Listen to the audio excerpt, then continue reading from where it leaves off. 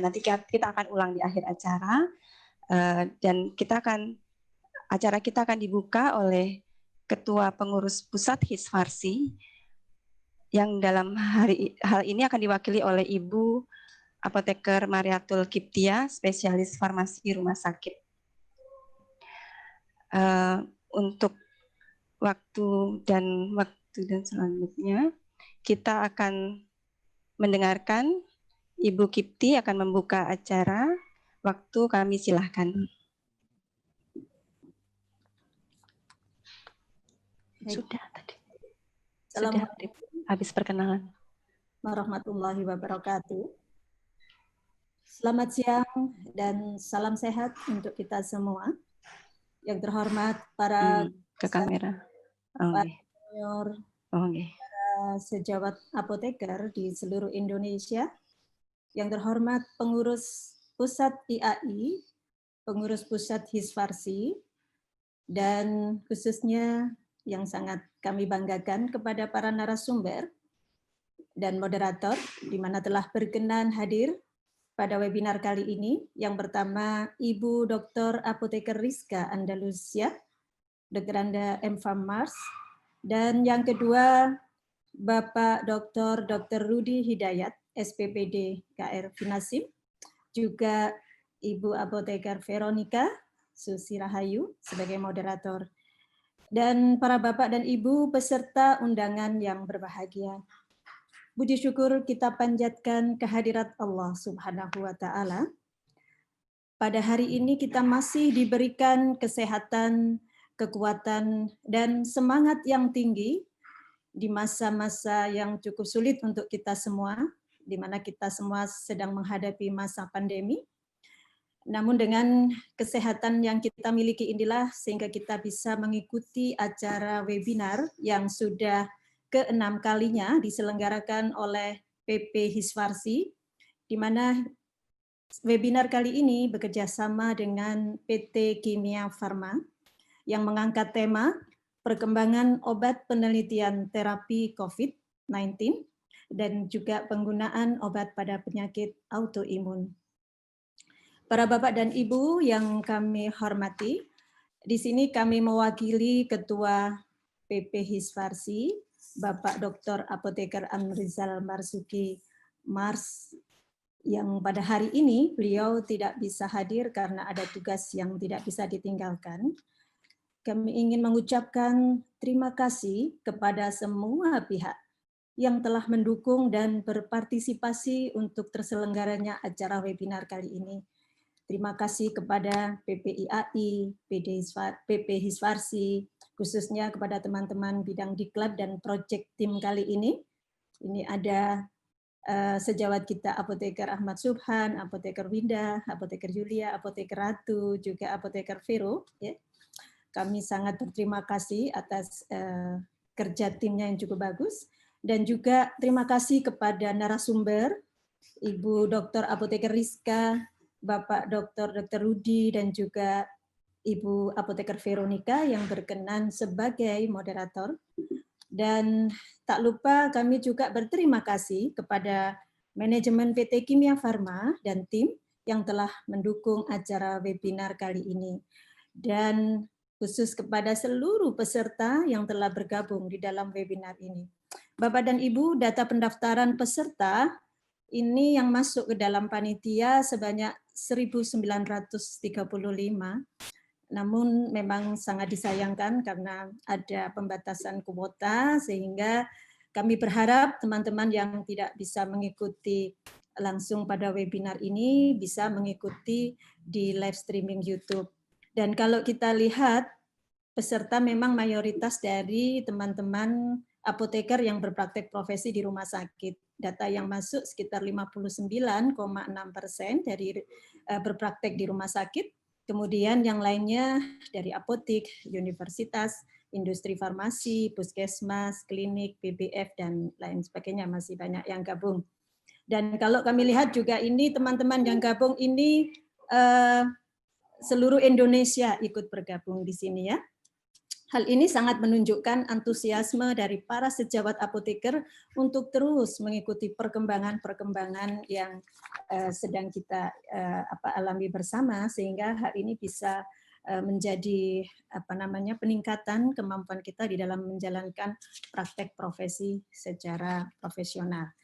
Bapak dan Ibu, kami atas nama PP Hiswarsi juga menyampaikan permohonan maaf apabila di dalam penyelenggaraan webinar kali ini terdapat kekurangan, dan tentunya kami berharap mendapatkan masukan dari Bapak Ibu teman sejawat semua untuk perbaikan program-program webinar Hiswarsi ke depan. Hadirin yang kami hormati, dalam situasi pandemi COVID-19 ini kita semua tentunya banyak berfokus di dalam penanganan pasien-pasien dengan kasus COVID-19, di mana saat ini banyak terapi untuk COVID-19 ini ya masih dalam taraf penelitian tentunya, baik skala nasional, internasional, kemudian baik itu secara efikasi dan keamanannya, tentu hal ini sangat kita semua ingin mengetahui perkembangannya terkini di Indonesia seperti apa. Dan selain itu, masih banyak kasus-kasus penyakit non-COVID yang tentunya perlu mendapat perhatian dalam pengobatan di era pandemi. Salah satunya adalah penyakit autoimun. Nah, kedua hal ini Bapak Ibu nanti akan kita dengarkan bersama, akan dibahas tuntas oleh dua narasumber yang luar biasa yang berkenan hadir pada siang hari ini. Bapak dan Ibu yang kami hormati, pesan dari PP Hiswarsi, para sejawat apoteker memang harus ikut berperan dalam pelayanan pasien COVID-19. Namun, kita harus tetap disiplin terhadap protokol kesehatan, terutama pada saat berpraktek profesi.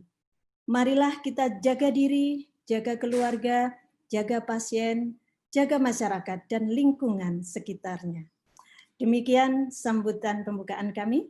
Terima kasih atas perhatiannya. Selamat mengikuti webinar. Assalamualaikum warahmatullahi wabarakatuh. Warahmatullahi wabarakatuh. Terima kasih Ibu Kipti atas sambutannya, dan selanjutnya Bapak Ibu semuanya, kita akan mulai webinar kali ini dengan sesi pertama. Sebelumnya perkenankan saya membacakan CV beliau. Selamat siang Bu Rizka. Terima kasih waktunya Ibu. Ibu Dr. Apoteker L. Rizka Andalusia, MPharm Mars. Beliau lahir tahun 68. Kemudian dengan riwayat pendidikan dari Fakultas Farmasi Universitas Airlangga Surabaya, kemudian Magister Administrasi Rumah Sakit dari Fakultas Kesehatan Masyarakat Universitas Indonesia, kemudian Master Clinical Pharmacy dari University Science Malaysia, dan doktoral beliau diambil di Fakultas Kedokteran Universitas Gadjah Mada. Beliau saat ini adalah sebagai Direktur Registrasi Obat Badan Pengawas Obat dan Makanan, dan juga saat ini sebagai PLT Direktur Pengawasan Produk Obat dan NPP Badan Pengawasan Obat dan Makanan. Demikian CV singkat Ibu Rizka. Untuk selanjutnya waktu selama 30 menit kami persilakan Ibu Rizka untuk menyampaikan materinya. Silakan Ibu, terima kasih.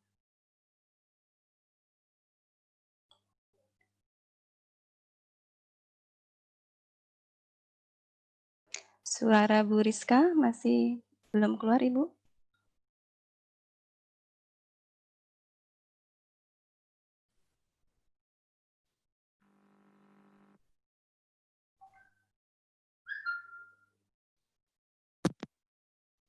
Ya. Bisa terdengar? Ya, sudah terdengar. Oh, mungkin ini speaker saya nggak bekerja. Baik, selamat siang. Yang saya hormati Ketua dan Pengurus Pusat Hiswarsi yang dalam hal ini menyelenggarakan kegiatan webinar ini. dan tentunya yang saya hormati Dr. Rudi sebagai pembicara dan teman-teman sejawat apoteker yang ada di seluruh Indonesia yang ikut dalam webinar siang hari ini. Tentunya kita masih semangat meskipun sudah siang, tetapi kita tidak henti-hentinya untuk bersemangat menambah pengetahuan dan sharing pengetahuan di antara kita semua. Baik, saya mohon izin untuk share slide.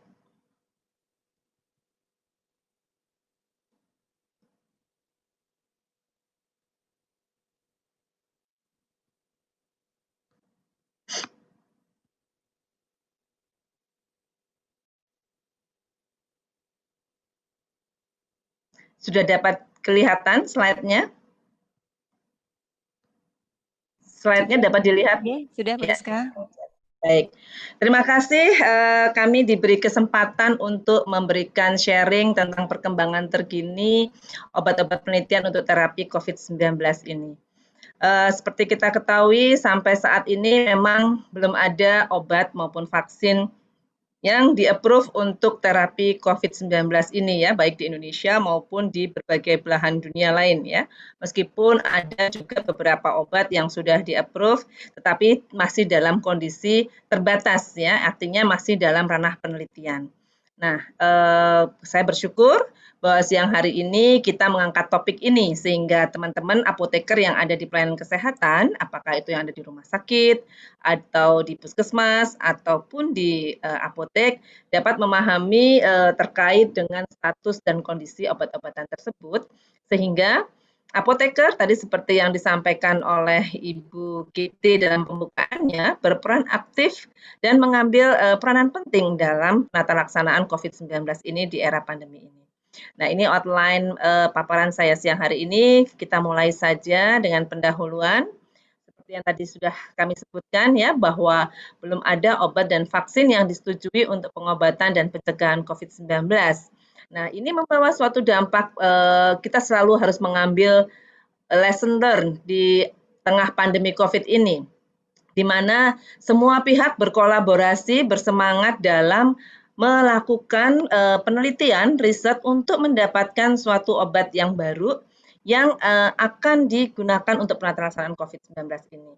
Nah, kalau kita lihat sendiri di Indonesia juga sudah tergabung dalam triple helix beberapa rumah sakit yang saat ini sedang melakukan penelitian ya, uji klinik untuk obat-obat COVID-19 ya, yang saya tahu yang sudah masuk ke dalam daftar kami misalnya di RSCM, Persahabatan, di Rumah Sakit Sarjito, kemudian Rumah Sakit Dr. Sutomo Surabaya dan mungkin ada yang belum saya sebutkan di sini. Saya rasa semua berkolaborasi untuk melaksanakan kegiatan penelitian tersebut. Nah, teman-teman sejawat apoteker yang saya banggakan yang ada di seluruh tanah air, kalau kita melihat pemberitaan yang ada di media massa terkait dengan klaim-klaim untuk menyembuhkan COVID-19 ataupun untuk membunuh virus dan sebagainya, tentunya harus kita lihat evidence base-nya atau berbasis bukti ya. Nah, overclaim yang dikeluarkan atau overclaim yang di-launch ini akan membuat masyarakat menjadi bingung, menjadi panik, apa benar seperti itu dan sebagainya. Tapi masyarakat kita semakin lama juga semakin cerdas ya, semakin paham mereka bahwa apakah klaim yang disampaikan oleh pembuat berita tersebut benar ya. Oleh karena itu tentunya apoteker sebagai garda terdepan dalam pemberian obat itu akan menjadi poin penting ya dalam melakukan atau memberikan edukasi kepada masyarakat. Nah, tentunya klaim ini harus berbasis bukti. Basis buktinya melalui apa? Melalui suatu uji klinik ya, pembuktian di dalam manusia pada manusia. Nah, apakah klaim ini hanya ada di Indonesia yang overklaim? Tidak. Kalau kita dengar baru-baru ini juga ada sebuah video yang viral ya. Tadi sebetulnya saya mau menampilkan video itu, tapi karena ada masalah teknis di laptop saya, sehingga saya tidak bisa menampilkan video tersebut. Seorang dokter di Texas, di Houston ya, menyampaikan adanya suatu klaim bahwa hidroksikloroquine dan azitromisin dapat menyembuhkan semua penyakit. Masyarakat tidak perlu pakai masker, tidak perlu vaksin dan sebagainya. Nah, ini suatu overclaim ya yang tidak berbasis bukti. kita harus memberikan kepada masyarakat sesuatu yang sudah berbasis bukti sehingga masyarakat nggak bingung. Nah, kalau kita sudah melakukan overclaim gini, akhirnya oh saya pakai ini saja, saya nggak usah pakai masker, saya tidak usah menerapkan protokol kesehatan, saya boleh ke pasar anytime, saya boleh apa saja bebas melakukan sesuatu kegiatan yang tidak perlu dibatas-batasi. Nah, ini tentunya akan menyesatkan masyarakat. Ya. Nah, kemudian kalau kita juga membaca beberapa jurnal-jurnal yang sudah di-launch, ya, yang sudah dipublish terkait dengan semua penelitian-penelitian baik obat maupun vaksin yang digunakan untuk penata laksanaan COVID-19 ini, tentunya ini semua harus mendasari apa keputusan kita dalam menggunakan obat-obat tersebut. Nah, Bapak Ibu sekalian, teman-teman apoteker yang saya cintai, tentunya kita semua sudah terbiasa dan sudah aware ya dengan semua ini, dan tentunya teman-teman sekalian juga harus updating ya terhadap informasi-informasi apa yang ada dalam perkembangan pengobatan COVID-19 ini.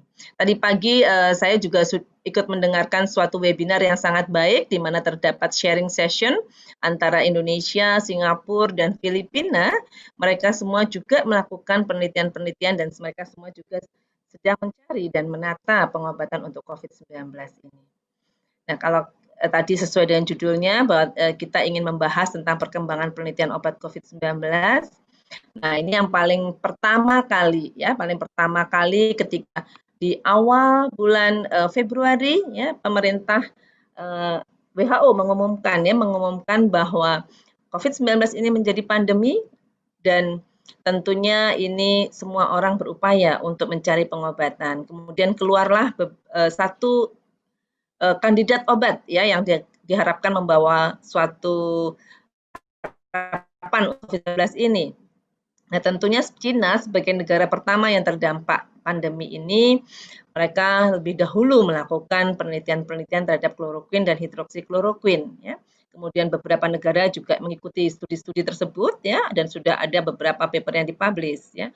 Kemudian WHO juga melakukan studi tersebut atau yang kita kenal dengan WHO Solidarity Trial yang diikuti oleh beberapa negara termasuk juga Indonesia. Tetapi kemudian WHO menghentikan penggunaan hidroksikloroquine tersebut dalam arm Solidarity Trial karena diduga adanya toksisitas pada jantung atau cardiotoxicity. Nah, kemudian tetapi juga memasukkan lagi hidroksikloroquine ini ke dalam Solidarity Trial. Tetapi ketika ada recovery trial ya di mana ada studi klinik fase 3 RCT di UK menunjukkan bahwa efikasi hidroksikloroquine tidak berbeda bermakna dengan pengobatan standar, maka WHO menghentikan kembali arm untuk hidroksikloroquine dan kloroquine. Kemudian apakah ini berarti harus semua dihentikan? Tentu saja tidak. Masih banyak penelitian-penelitian lain di belahan dunia ini yang sedang dilakukan terhadap kloroquine dan hidroksikloroquine ini, termasuk juga di Indonesia. Beberapa center-center setengah melakukan penelitian untuk penggunaan hidroksikloroquine ini pada pasien COVID-19. Nah, tentunya kondisi masing-masing negara juga berbeda, kita tetap harus menunggu bagaimana hasil penelitian yang ada di Indonesia. Tentu, nah, yang paling penting adalah pertama bahwa kita ketahui penggunaan hidroksikloroquine ataupun kloroquine ini mempunyai efek samping pada jantung atau cardiotoxicity berupa perpanjangan QT. Nah, ini interval QT ya, ini tentunya menjadi tugas bagi teman-teman apoteker yang ada di garda terdepan dalam pemberian obat untuk melakukan monitoring terhadap safety-nya. Hidroksikloroquine dan kloroquine ini diberikan persetujuan sebagai obat COVID-19 ini dalam kondisi emergency atau kita kenal dengan nama Emergency Use Authorization. Apa konsekuensi pemberian EUA ini, Emergency Use Authorization ini, bahwa tetap harus dilakukan penelitian untuk melihat efikasinya dan juga safety-nya, terutama safety-nya dengan melakukan pharmacovigilance yang ketat. Nah, Bapak Ibu sekalian, tetapi kami cukup kaget juga ya ketika 2 bulan yang lalu kami akan melakukan studi PV di beberapa rumah sakit, ternyata banyak rumah sakit yang tidak menerapkan protokol tersebut, di mana ketika akan memulai pemberian terapi ini tanpa melakukan pengukuran atau pemeriksaan terhadap fungsi jantungnya, tidak melakukan EKG, sehingga tidak bisa melakukan monitoring apakah aman atau tidak penggunaan ini. Nah, ini tentunya teman-teman menjadi perhatian ya bagi apoteker bahwa setiap penggunaan obat ini harus ada pemeriksaan EKG awalnya, apakah pasien ini eligible atau tidak diberikan hidroksikloroquine ataupun kloroquine yang pertama. Kalaupun eligible, apakah menimbulkan toksisitas yang sudah diduga, yaitu perpanjangan interval QT tadi atau tidak. Nah, ini teman-teman apoteker yang di pelayanan harus melakukan encourage untuk melakukan pemeriksaan EKG sebelum pemberian obat ini. Kita berharap tentunya protokol pengobatan makin lama makin baik. Mungkin itu di awal-awal ya, di awal-awal ketika kita semua mengalami kepanikan, belum dilakukan atau belum diterapkan hal tersebut. Tetapi saya rasa sekarang makin ke sini makin baik protokol tersebut, protokol pengobatan atau tata laksana yang ada di rumah sakit. Nah, yang berikutnya adalah remdesivir. Nah, ini remdesivir ini cukup ramai ya dibicarakan akhir-akhir ini karena studi kliniknya cukup besar yang dilakukan untuk remdesivir ini. Sebenarnya remdesivir ini bukan obat baru, tapi dia adalah obat lama yang dulu pernah dikembangkan untuk pengobatan infeksi virus Ebola, ya, tetapi hanya sampai fase 2. Kemudian ketika ada pandemi COVID-19 ini, mulai dilakukan penelitian lagi fase 3 ya untuk pengobatan COVID-19 ini. Pertama juga studi klinik dilakukan di Cina ya menggunakan remdesivir dan didapatkan dapat mengurangi viral load dan durasi pengobatan. Kemudian di beberapa rumah sakit, ya di banyak rumah sakit, baik itu di Amerika maupun di Eropa, mereka melakukan studi klinik fase 3 remdesivir ya pada pasien yang moderate COVID yang dirawat di rumah sakit dan menunjukkan perbaikan klinis setelah 10 hari. Berdasarkan beberapa uji klinik tersebut, maka beberapa negara telah menyetujui remdesivir tersebut sekali lagi masih dalam emergency use authorization. Ya, kalau Jepang mengatakan bahwa special approval for emergency, kalau Uni Eropa mengatakan conditional approval for marketing authorization, ya, jadi masih dalam conditional, ya, kondisi terbatas. Di US FDA mengatakan sebagai emergency use authorization. Nah, apa konsekuensinya? Seperti yang tadi kami sampaikan, konsekuensi pemberian dalam conditional approval ini harus tetap dilakukan uji klinik dan pemantauan efek samping atau pharmacovigilance yang ketat. Nah, remdesivir ini kemudian Gilead sendiri sudah melakukan semacam pemberian lisensi untuk memproduksi obat tersebut kepada beberapa negara, ya, kepada 3 negara yaitu di Egypt, Pakistan, dan India untuk mendapatkan lisensi memproduksinya dan akan didistribusikan ke lebih dari 127 negara. Termasuk di Indonesia juga nanti segera akan ada pendaftaran remdesivir ini supaya dapat segera masuk ke dalam penata laksanaan COVID-19 di Indonesia. Yang berikutnya adalah favipiravir. Ini juga sempat ramai waktu itu kita membicarakan terkait dengan favipiravir ini. Ya, ini juga bukan obat baru, ini obat yang lama yang dulu merupakan obat infeksi influenza untuk end-stage terapi yang dikembangkan di Jepang. Pada saat itu dikembangkan untuk penata laksanaan flu burung ya. Kemudian ketika COVID-19 ini kemudian dicobakan ada 3 studi klinik awal di Cina dengan studi observasi pada 80 pasien, kemudian open label juga pada 80 pasien yang dibandingkan dengan lopiravir ritonavir. Kemudian ada studi yang cukup besar dengan RCT, dengan desain RCT pada 240 pasien COVID dengan pembanding Arbidol ya. Nah, saat ini juga masih berlangsung studi kliniknya RCT baik di Amerika maupun di Jepang itu sendiri. Nah, ini juga ramai. Kemarin waktu ada dexamethasone diberitakan bahwa dexamethasone dapat menyembuhkan COVID-19, langsung di pasar, di apotek semua orang membeli dexamethasone ya. Berdasarkan hasil dari recovery trial, randomized evaluation of COVID therapy, terdapat hasil sementara atau preliminary result pemberian dexamethasone pada pasien COVID-19 dengan derajat berat dapat mengurangi kematian. Tetapi, nah ini yang paling penting bahwa tidak menunjukkan efikasi pada pasien COVID-19 dengan derajat ringan dan sedang. Ya. Nah inilah yang harus diperhatikan bahwa Padahal di dalam studi itu justru mengatakan bahwa justru pada pasien yang dengan derajat ringan dan sedang akan lebih memperburuk kondisinya. Ini makanya pasien juga harus tahu ini ya, tapi kan pasien-pasien tidak membaca semua ini dengan lengkap.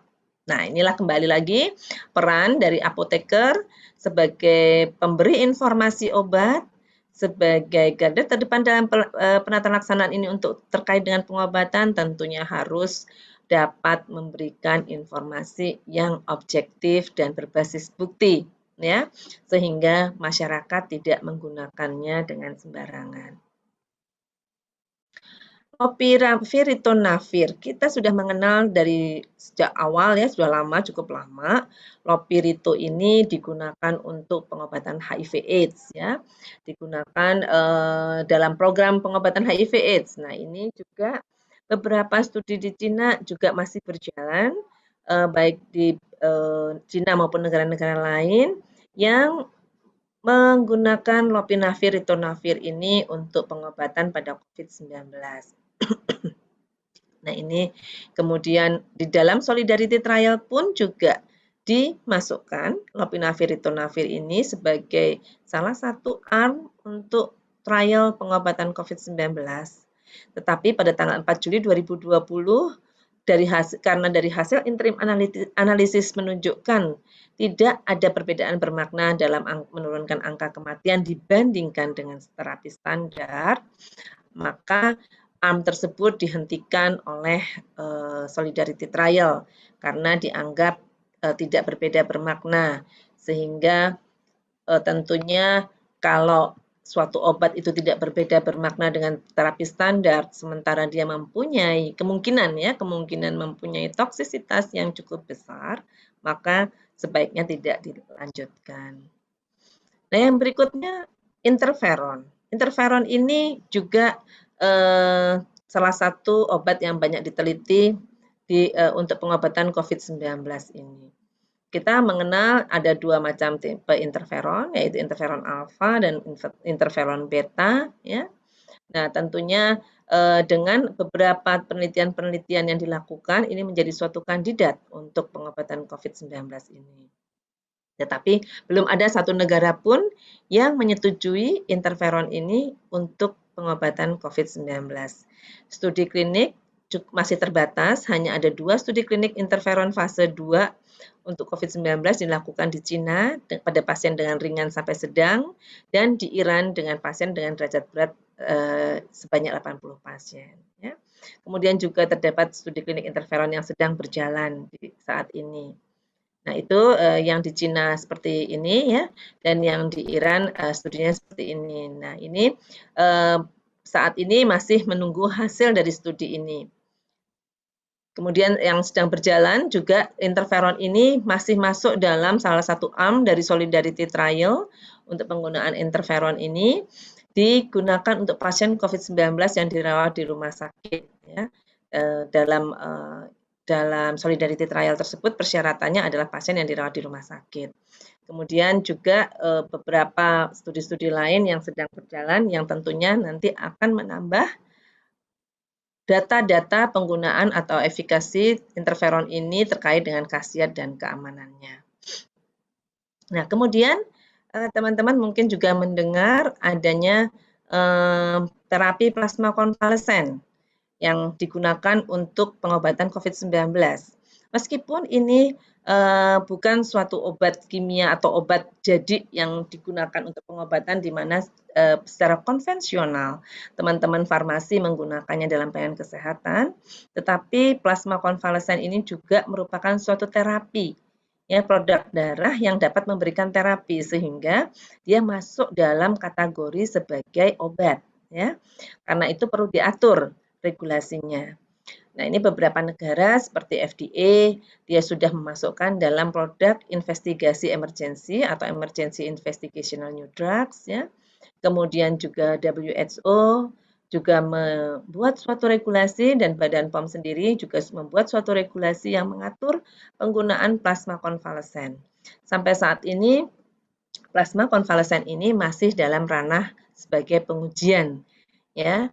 Nah, ini ada syarat-syaratnya pasien yang seperti apa yang bisa diterapi dengan plasma konvalesen, kemudian produk plasma konvalesennya sendiri bagaimana, sudah dibuatkan panduan oleh Badan POM untuk melakukan pelayanan atau penelitian terkait dengan plasma konvalesen ini. Nah, apa nanti future-nya dari plasma konvalesen ini, atau ke depan akan menjadi apa plasma konvalesen ini? Mungkin teman-teman sekedar pandangan saja ya buat teman-teman di apoteker, ya, bahwa plasma konvalesen ini diharapkan dapat memberikan terapi karena dia mempunyai antibodi-antibodi yang kaya di dalam plasma tersebut yang didapatkan dari orang yang sudah sembuh dari sakit. Nah, antibodi-antibodi yang didapatkan tersebut tentunya perlu diidentifikasi dan nantinya akan bisa menjadi suatu kandidat obat.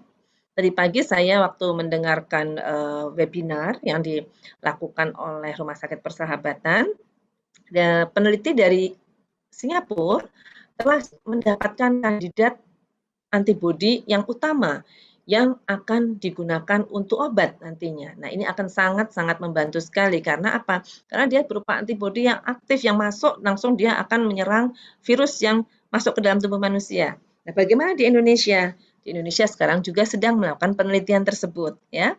Nanti diharapkan juga kita mempunyai kandidat antibodi dan nanti diproduksi jadi obat, ya. Jadi obat terus masuk dalam satu file yang concentrate atau yang kita kenal dengan nama immunoglobulin concentrate, ya. Ini nanti tentunya teman-teman apoteker yang harus melakukan pendistribusiannya, harus memahami apa itu immunoglobulin concentrate yang didapatkan dari plasma konvalesen. Ya, itu nanti masih agak panjang sedikit ya, tapi paling tidak teman-teman sudah mempunyai pandangan nanti akan jadi apa dan bagaimana sih plasma konvalesen, sehingga jika ada pasien yang bertanya atau masyarakat yang bertanya, teman-teman bisa memberikan penjelasan untuk terapi plasma konvalesen ini. Nah, ini yang paling ramai ya belakangan ini terkait dengan pengembangan vaksin COVID-19. Bagaimana situasi perkembangan vaksin COVID-19 ini? Nah, ini banyak sekali penelitian-penelitian ya. Tentunya semua negara berlomba-lomba ya untuk mendapatkan vaksin COVID-19 ini. Indonesia juga melakukan penelitian-penelitian tersebut ya. Kalau kita lihat ini data per tanggal 28 Juli ya. Kalau teman-teman mau melihat situsnya di WHO itu ada namanya Draft Landscape of COVID-19 Candidate Vaccine.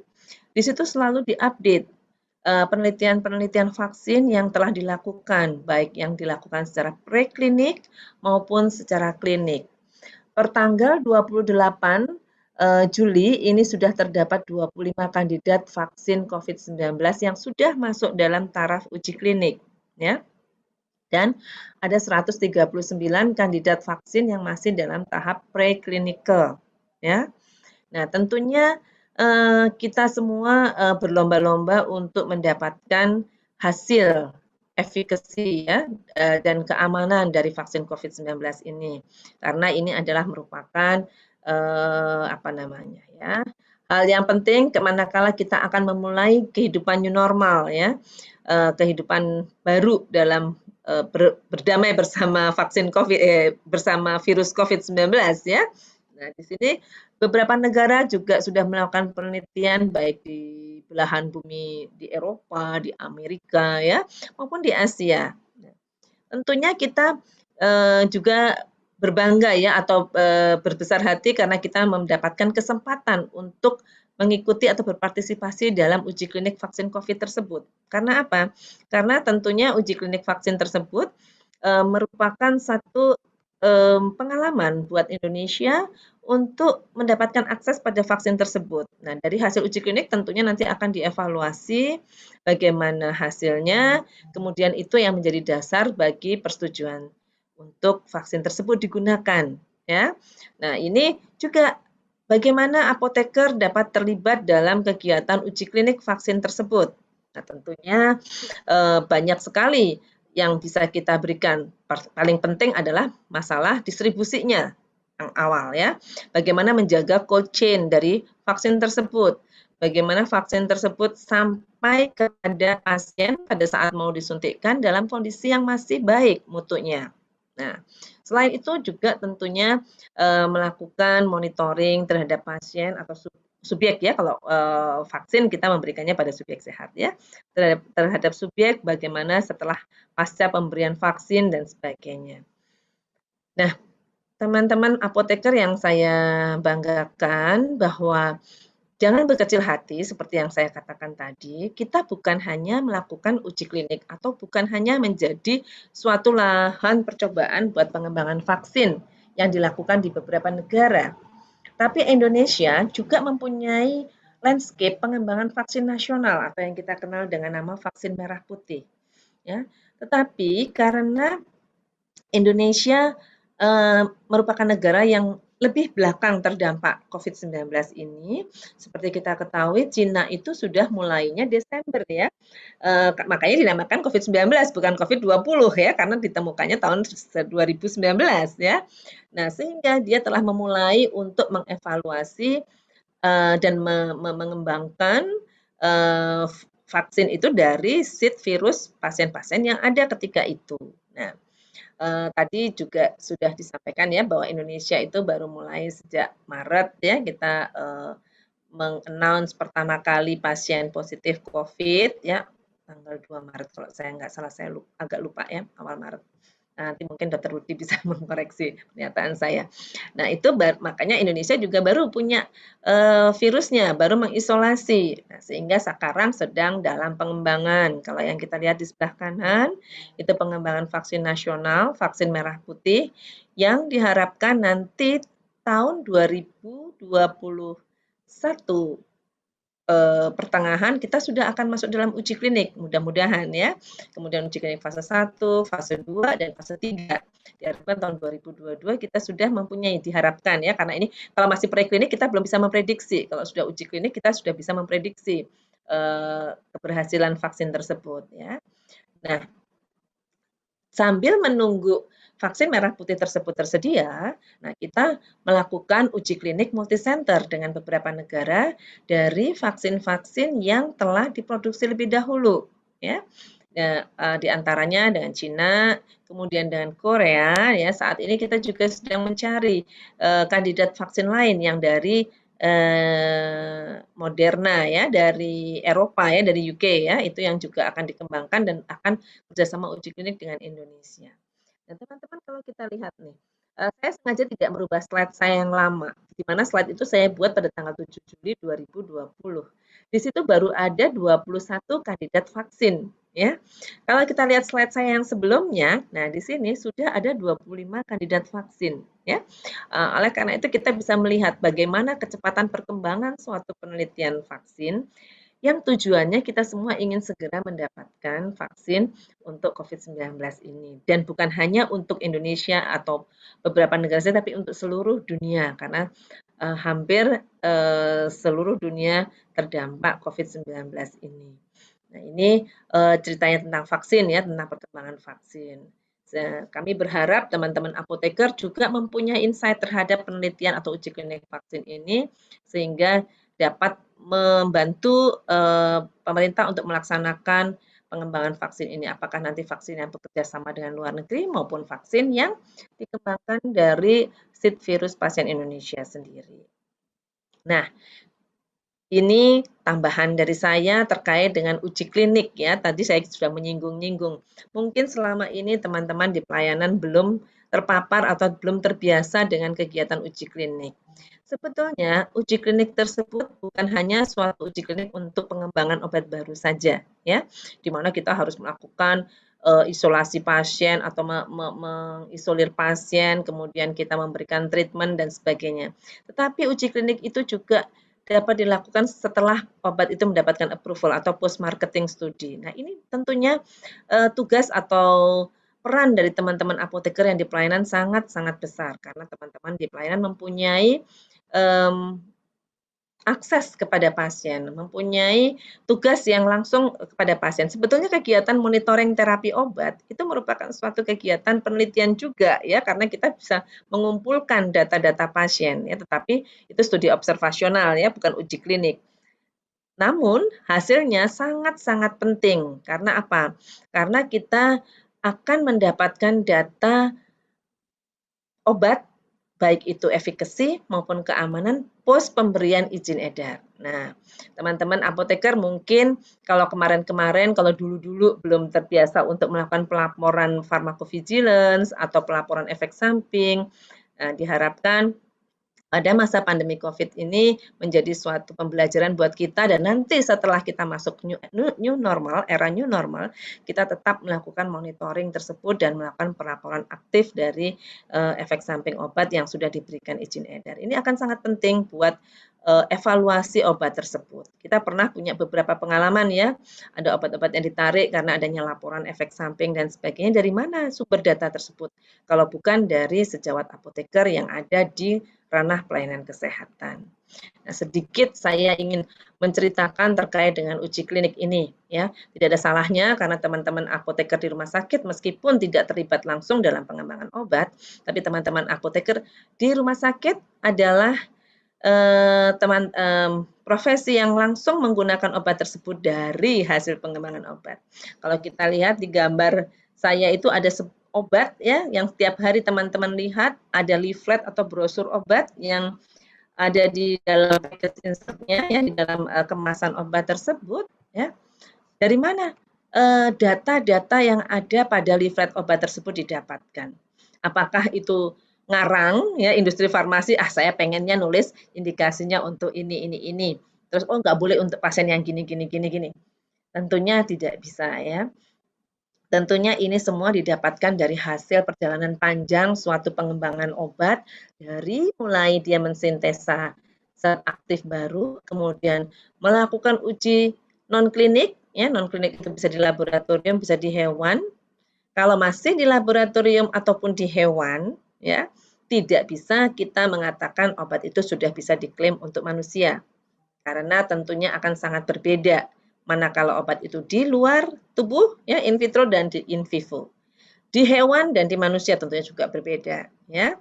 Nah, dari studi preklinik baik di laboratorium maupun studi in vivo di hewan, ya, kemudian menjadi dasar masuk uji klinik fase 1, fase 2, dan fase 3. Nah, apa yang dipersyaratkan untuk uji klinik fase 1? Bahwa sudah terdapat data keamanan produk tersebut pada saat uji preklinik. Ya, data keamanan tersebut dapat dibuktikan dengan bukti-bukti yang valid dan dapat dipercaya, dan produknya diformulasi dalam saluran produksi yang berskala GMP, ya, yang mempunyai standar GMP. Kemudian masuk ke dalam protokol uji klinik. Nah, uji klinik ini harus disetujui oleh komisi etik, ya. Komisi etik akan mengawal keamanan hasil uji klinik tersebut.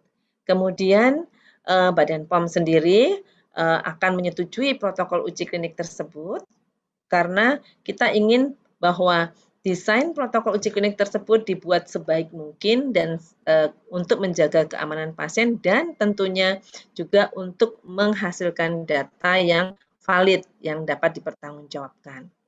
Nah, uji klinik fase 1 itu untuk melihat keamanan obat atau vaksin ya pada subjek yang sangat kecil ya, misalnya hanya sekitar 50 atau kadang-kadang sampai 100. Kemudian uji klinik fase 2, kemudian baru masuk ke uji klinik fase 3. Nah, dari semua data ini barulah nanti akan menjadi satu dokumen yang akan dimintakan registrasinya di Badan POM untuk mendapatkan izin edar. Kemudian di situ keluar brosur obat ya, yang isinya dipakai sama teman-teman semua dalam melakukan pelayanan. Oh, pasien ini obat ini indikasinya untuk ini. Oh, obat ini tidak boleh untuk pasien dengan kondisi seperti ini. Kalau kondisi penyakit ginjalnya, kondisi ginjalnya terjadi penurunan fungsi ginjal, harus dilakukan penyesuaian dosis dan sebagainya. Itu semua didapatkan dari data-data uji klinik dan akan disusun menjadi brosur obat yang kadang-kadang sama teman-teman dibuang ya. Jangan dibuang ya, karena itu datanya mahal ya. Boleh dibuang kalau jadi sampah, tapi paling tidak teman-teman punya soft copy atau apapun lah yang menjadi panduan buat teman-teman semuanya, karena itu memberikan informasi-informasi yang sudah dievaluasi oleh Badan POM dan informasinya harus seobjektif mungkin. Nah, ini tadi yang saya sampaikan, apa itu uji klinik adalah suatu penelitian yang mengikutsertakan subjek manusia. Kata kuncinya subjek manusia. Kalau subjeknya hewan namanya bukan uji klinik, uji hewan ya, uji preklinik ya. Disertai adanya intervensi produk uji. Nah, makanya kalau penelitian observasi yang dilakukan oleh teman-teman, misalnya pada saat monitoring terapi, itu bukan uji klinik karena tidak memberikan intervensi produk. Ya. Untuk menemukan atau memastikan efek klinik, farmakologik, dan atau farmakodinamik lainnya, dan atau mengidentifikasi setiap reaksi yang tidak diinginkan, atau mempelajari absorpsi, distribusi, metabolisme, dan ekskresi. Dengan tujuan, ini yang paling penting ya, memastikan keamanan dan atau efektivitas produk yang diteliti. Ya, ini tujuan ini sangat penting sekali. Karena tadi di slide yang pertama saya mengatakan bahwa banyak sekali obat-obatan yang overklaim, semua dapat menyembuhkan COVID dan sebagainya. Tetapi terbukti enggak dia dari suatu uji klinik yang terstruktur. Ini tadi saya sudah sampaikan ya, ada fase 1 untuk keamanan, kemudian fase 2 untuk eksploratory untuk keamanan juga, dan untuk menentukan dosis dan seterusnya. Dan kemudian ada juga post marketing surveillance ya untuk memastikan efektivitas yang digunakan dan mendapatkan data keamanan untuk populasi yang lebih luas lagi. Seperti kita ketahui kalau uji klinik itu kan paling jumlah pasiennya hanya ribuan saja ya. Tapi manakala dia sudah digunakan dalam populasi yang lebih besar, maka jumlah pasiennya akan menjadi lebih banyak, jumlah subjek yang menggunakan lebih banyak, dan tentunya ada data-data yang belum mungkin ya, belum ditemukan ketika uji klinik, akan dapat ditemukan pada saat post marketing ya. Inilah yang tadi saya sampaikan, perlunya adanya studi post marketing ataupun pelaporan-pelaporan yang diberikan yang disampaikan oleh Nakes kepada regulator. Nah, ini sebagai dasar hukum peraturannya saja bahwa memang obat yang akan diedarkan harus melalui uji klinik dan dibuktikan khasiat keamanannya.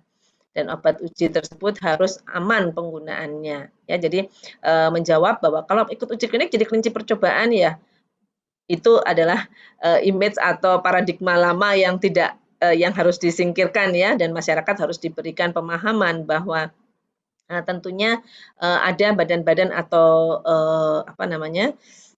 institusi-institusi yang berkewajiban untuk melindungi subjek penelitian terkait dengan keamanannya.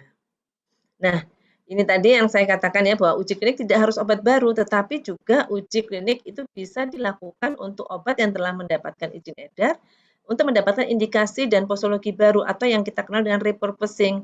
Nah, obat-obat untuk COVID-19 tadi yang tadi saya sampaikan ada hidroksikloroquine, favipiravir, kemudian interferon, dexamethasone, itu semua adalah repurposing dari obat atau obat yang sudah beredar tapi akan dicari indikasi barunya. Ini tentunya harus melalui uji klinik. Kalau dibilang bahwa obat itu kan sudah punya izin edar, obat itu sudah digunakan lama.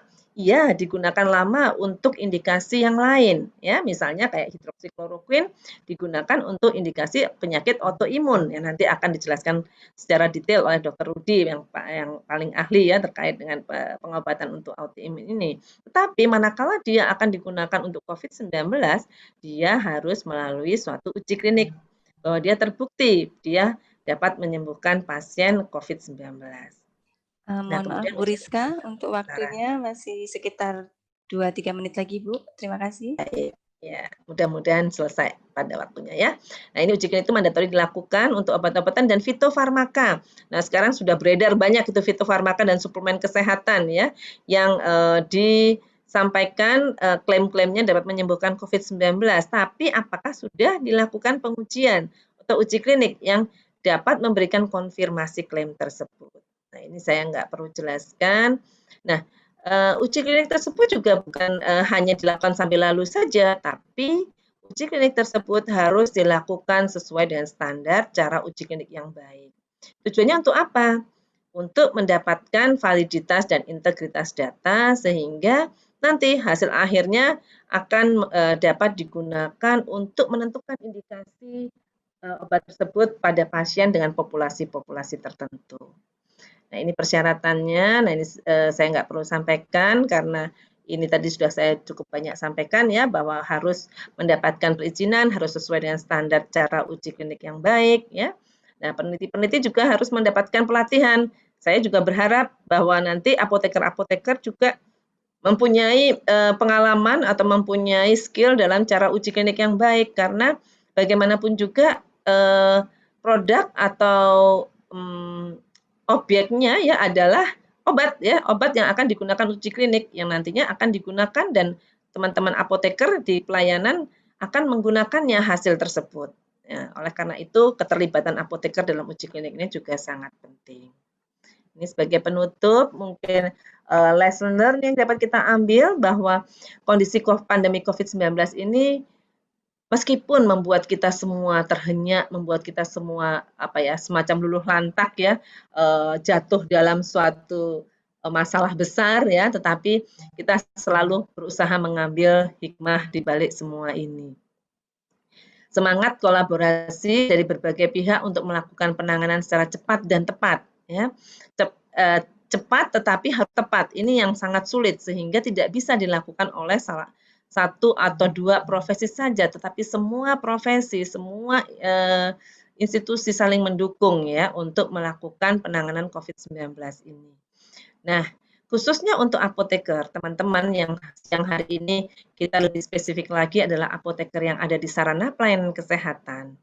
Kami berharap atau kita semua berharap lebih aktif dalam keterlibatan dalam penelitian untuk mendapatkan COVID-19 ini. Keterlibatan dalam penelitian bukan hanya menginisiasi suatu penelitian, kemudian melakukan penelitian tersebut secara mandiri, bukan, tetapi dalam suatu tim yang ada di rumah sakit yang saat ini sedang melakukan penelitian-penelitian untuk obat COVID-19. Di kami, di Badan POM, kami mendapatkan sekitar 15 protokol penelitian yang dilakukan di rumah sakit di seluruh Indonesia ya. Tetapi memang semua masih dalam taraf preliminary ya, artinya masih dalam penelitian yang belum bisa dipublikasikan sehingga saya tadi tidak mencantumkan di publikasi-publikasi yang awal tadi. Nah, rumah sakit pendidikan, rumah sakit besar banyak terlibat dalam kegiatan penelitian ini dan kami berharap bahwa apoteker juga ikut ambil peran dalam kegiatan penelitian tersebut. Nah, sebagai penutup, tentunya upaya untuk mendapatkan obat dan vaksin COVID-19 perlu terus dilakukan oleh berbagai pihak di seluruh dunia ya. Kemudian indikasi, khasiat, dan keamanan obat hanya dapat diperoleh dari suatu uji klinik dengan desain yang baik ya. Bukan hanya uji klinikan yang dengan 10 pasien diberi obat terus sembuh ya. Atau testimoni dari beberapa pasien yang mengatakan bahwa semua orang yang saya berikan obat ini semua dinyatakan sembuh. Atau virusnya akan hilang dalam 7 hari atau 10 hari. Kita harus tahu dulu sebelum dikasih obat ada virusnya enggak. Jangan-jangan pada saat dikasih obat dia tidak ada virusnya. Nah, inilah desain suatu uji klinik yang baik yang harus diterapkan untuk membuktikan bahwa dia benar-benar mempunyai indikasi, mempunyai khasiat dan keamanan. Ya, memiliki integritas dan validitas data uji klinik yang dapat dipertanggungjawabkan yang akan menjadi dasar dalam pemberian izin edar obat. Apa akibatnya jika suatu obat tersebut tidak melalui suatu uji klinik yang keamanan, tentunya ini akan menjadi suatu informasi yang misleading kepada masyarakat. Ya. Kemudian yang kedua, nanti kalau kita tidak melihat khasiat itu dengan baik sesuai dengan dosisnya, apalagi obat-obatan yang di-repurposing tadi, teman-teman apoteker pasti sudah paham sekali, semua adalah obat-obat antiviral, kemudian ada obat antibiotik yang tentunya kita concern terhadap resistensi. Nah, ini yang teman-teman apoteker yang paling sering berteriak tentang resistensi. Kalau obat tersebut digunakan tidak sesuai dengan indikasi yang tepat, tentunya masalah resistensi tersebut akan menjadi masalah baru nantinya ya. Tentunya informasi yang tidak akurat ini dapat memberi dampak negatif pada masyarakat dalam pemilihan pengobatan, dalam memilih pengobatan. Nah, kami di Badan POM akan melakukan pengawalan pengembangan obat mulai dari uji preklinik, uji klinik sampai pada pendaftaran obat dan pemantauan pasca pendaftaran obat. Nah, tentunya kegiatan yang terakhir ini tidak bisa kita lakukan tanpa ada kerjasama dengan para tenaga kesehatan, apakah itu dokter dan tentunya apoteker yang bertanggung jawab terhadap pemberian obat di rumah sakit. Demikian yang dapat kami sampaikan. Terima kasih. Saya kembalikan kepada moderator. Baik, terima kasih Ibu Rizka atas paparannya yang sangat berharga buat kita semua. Dan pastinya banyak pertanyaan yang akan disampaikan kepada Ibu Rizka, tapi mohon disimpan dulu. Nanti kita akan berdiskusi bersama dalam diskusi panel dengan kedua narasumber kita. Nah, sebelum ke sesi kedua, mari kita mengikuti live polling sejenak untuk dapat kita mengetahui sampai saat ini kita ada 727 peserta dalam Zoom webinar dan selebihnya melalui link YouTube. Ya. Silakan untuk live polling dapat di-share.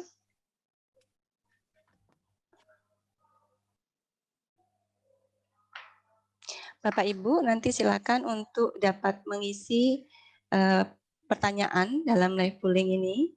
Hanya 3 pertanyaan dan nanti kita akan lihat hasilnya bersama.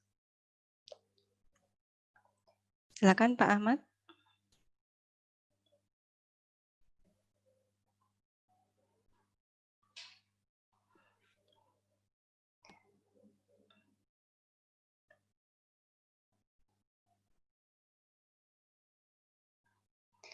Baik, sambil menunggu live polling, selamat siang Dr. Rudi, sudah hadir bersama kita di sini. Terima kasih Dok atas waktunya di weekend ini, Dokter. Baik, untuk live polling bisa disampaikan. Jika belum, mungkin kita akan sampaikan setelah materi kedua. Baik, setelah materi kedua nih, Bapak Ibu sekalian, untuk sesi kedua untuk webinar kali ini telah hadir bersama kita Bapak Dr. Rudi Hidayat, spesialis penyakit dalam, konsultan reumatologi Vinasim. Selamat siang dokter. Beliau pada saat ini akan menyampaikan materi tentang penata laksanaan terapi autoimun disease di era pandemi. Sebelum beliau menyampaikan materi, perkenankan saya menyampaikan CV beliau.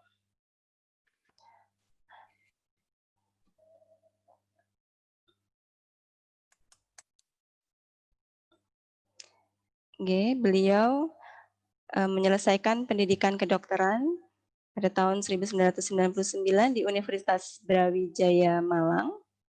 Kemudian dokter spesialis di tahun 2008, dokter spesialis penyakit dalam, kemudian sebagai konsultan reumatologi di Fakultas Kedokteran Universitas Indonesia tahun 2011 dan penyelesaian doktornya di 2017 di Fakultas Kedokteran Universitas Indonesia juga.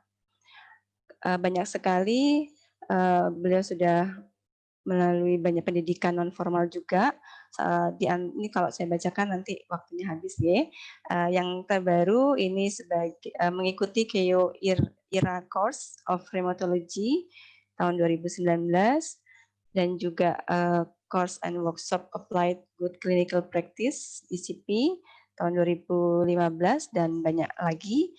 Kemudian publikasi beliau juga banyak sekali. Ini saya hanya menampilkan sebagian.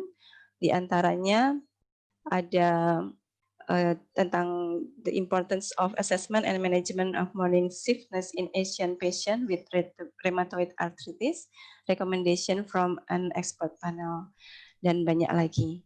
Baik, untuk waktu berikutnya kami persilakan Dr. Rudi Hidayat, waktu dalam 30 menit kami silakan. Monggo dokter. Baik, terima kasih Bu Vero. Assalamualaikum warahmatullahi wabarakatuh. Yang saya hormati pembicara pertama Bu Rizka dari BPOM, kemudian para pengurus dari pimpinan pusat Hisparvi dan juga panitia yang sudah berkenan mengundang saya pada kesempatan kali ini. Demikian juga dari Kimia Farma yang juga sudah memberikan kesempatan kepada saya untuk berbicara pada siang hari ini. Yang saya hormati juga Bapak Ibu sekalian, para apoteker seluruh Indonesia yang sudah berkenan mengikuti acara ini. Perkenankan saya nanti akan sharing. Saya akan share screen dulu, terutama berkaitan dengan bidang ilmu yang saya tekuni. Saya seorang rheumatologis, internis rheumatologis, tentu bidang ilmu yang saya tekuni adalah bidang rheumatologi. Mungkin sebelum saya sampai ke topik ini, tadi mungkin saya tambahkan beberapa poin penting yang disampaikan oleh Bu Rizka tadi. Yang pertama tentang peran teman-teman apoteker dalam uji klinik. Sebenarnya kalau saya sih nggak merasakan hanya mereka yang kebetulan ada di apotek di rumah sakit pendidikan ya, seperti RSCM. Kalau RSCM sih pasti udah biasa bahwa apotekernya akan sangat terlibat pada berbagai uji klinik, termasuk yang sekarang sedang dilaksanakan dalam rangka COVID. Tapi saya punya beberapa kali pengalaman bahwa saya juga melakukan uji klinik gitu di rumah sakit swasta bahkan, sehingga mau tidak mau apoteker yang ada di rumah sakit swasta itu bersama-sama di-train bersama saya dan petugas lain yang terlibat dalam penelitian itu untuk bersama-sama punya visi yang sama ketika melaksanakan satu uji klinik. Jadi pengalaman uji klinik bisa jadi akan juga dialami oleh teman-teman apoteker yang bekerja di rumah sakit di luar rumah sakit pendidikan. Yang kedua, yang tadi berkaitan dengan berbagai uji atau berbagai hasil atau publikasi hasil uji tertentu, termasuk klaim-klaim tadi, saya hanya mengajak kita semua, para tenaga kesehatan, untuk selalu berkonsisten menjadi orang yang siap untuk melawan hoax, gitu ya. Hoax saat ini sangat banyak, apalagi berkaitan dengan COVID. Tadi beberapa sudah disinggung oleh Bu Rizka dan terus berkembang sampai saat ini. Hoax ini sumbernya bisa memang salah klaim dari para penelitinya sendiri bisa. Yang kedua bisa jadi salah kutip dari para wartawan atau mereka yang menuliskan di media, sehingga klaim-klaim yang sebenarnya belum terbukti sudah dianggap seperti sudah selesai gitu ya, proses bagaimana melakukan ujinya dan sebagainya. Yang ketiga memang sengaja dikeluarkan oleh orang-orang yang tidak bertanggung jawab.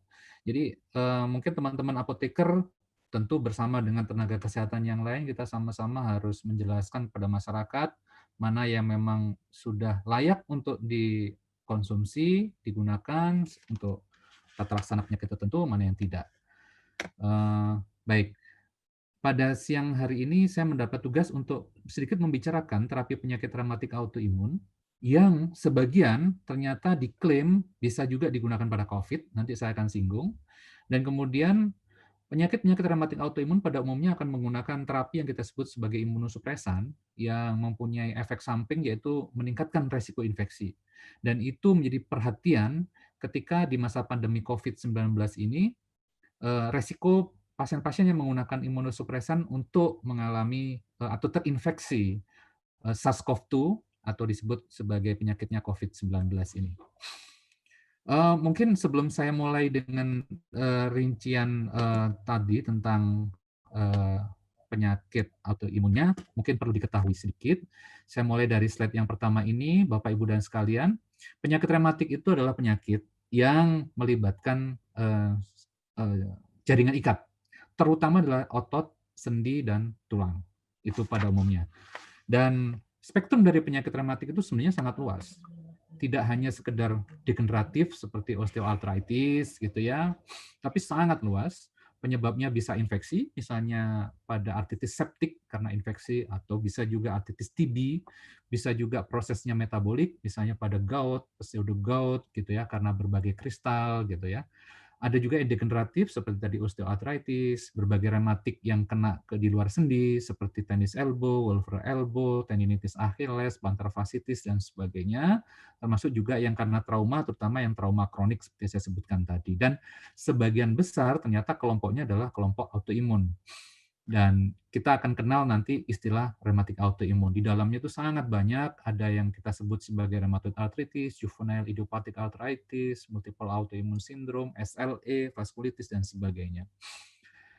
Jadi kalau kita ngelihat dari spektrum yang lain, jadi penyakit autoimun disease itu sangat banyak. Autoimun disease itu sangat bervariasi dari yang paling ringan sampai yang paling berat. Tidak semua disamakan dengan atau diasumsikan mirip dengan SLE, tapi spektrumnya sangat luas. Kemudian di sisi yang lain berbatasan juga dengan ada rheumatic disease yang tadi penyebabnya sangat banyak, dan yang kita bahas sebagian besar ini adalah pertemuan antara kelompok autoimmune disease dan rheumatic disease yang kita sebut sebagai rheumatic autoimmune disease. Di dalamnya tadi ada RA, SLE, Sjogren syndrome, juvenile idiopathic arthritis, reactive arthritis, psoriatic arthritis, dan sebagainya. Pada umumnya terapi farmakologis pada rheumatic autoimmune itu ada obat-obat seperti ini. NSAID pasti pada beberapa kasus, kortikosteroid itu juga sering digunakan. Sebagian juga memerlukan suplementasi kalsium, vitamin D, sebagian memerlukan obat osteoporosis, sebagian memerlukan obat anti-agregasi trombosit dan antikoagulan. Dan pada sebagian besar kasus akan memerlukan obat yang kita sebut sebagai kelompok imunosupresan. Sangat banyak jenisnya. Saya mencoba mengumpulkan jenisnya, meskipun ini ternyata tidak semuanya bisa saya sebutkan. Apalagi imunosupresan yang di luar untuk penyakit rheumatic autoimun. Ada lagi yang lain. Tapi ini yang dipakai pada rheumatic autoimun. Dan mungkin sebagian nanti akan saya singgung kaitannya dengan COVID-19. Ini adalah NSAID. Kita tahu dia bekerja dengan menghambat enzim siklooksigenase, ada kelompok yang non-selektif dan selektif COX-2, dan yang tentu kita harus perhatikan adalah efek samping dari NSAID itu bisa menyebabkan alergi. Yang banyak juga kita perhatikan adalah menyebabkan gastropati, hingga menyebabkan perdarahan di lambung.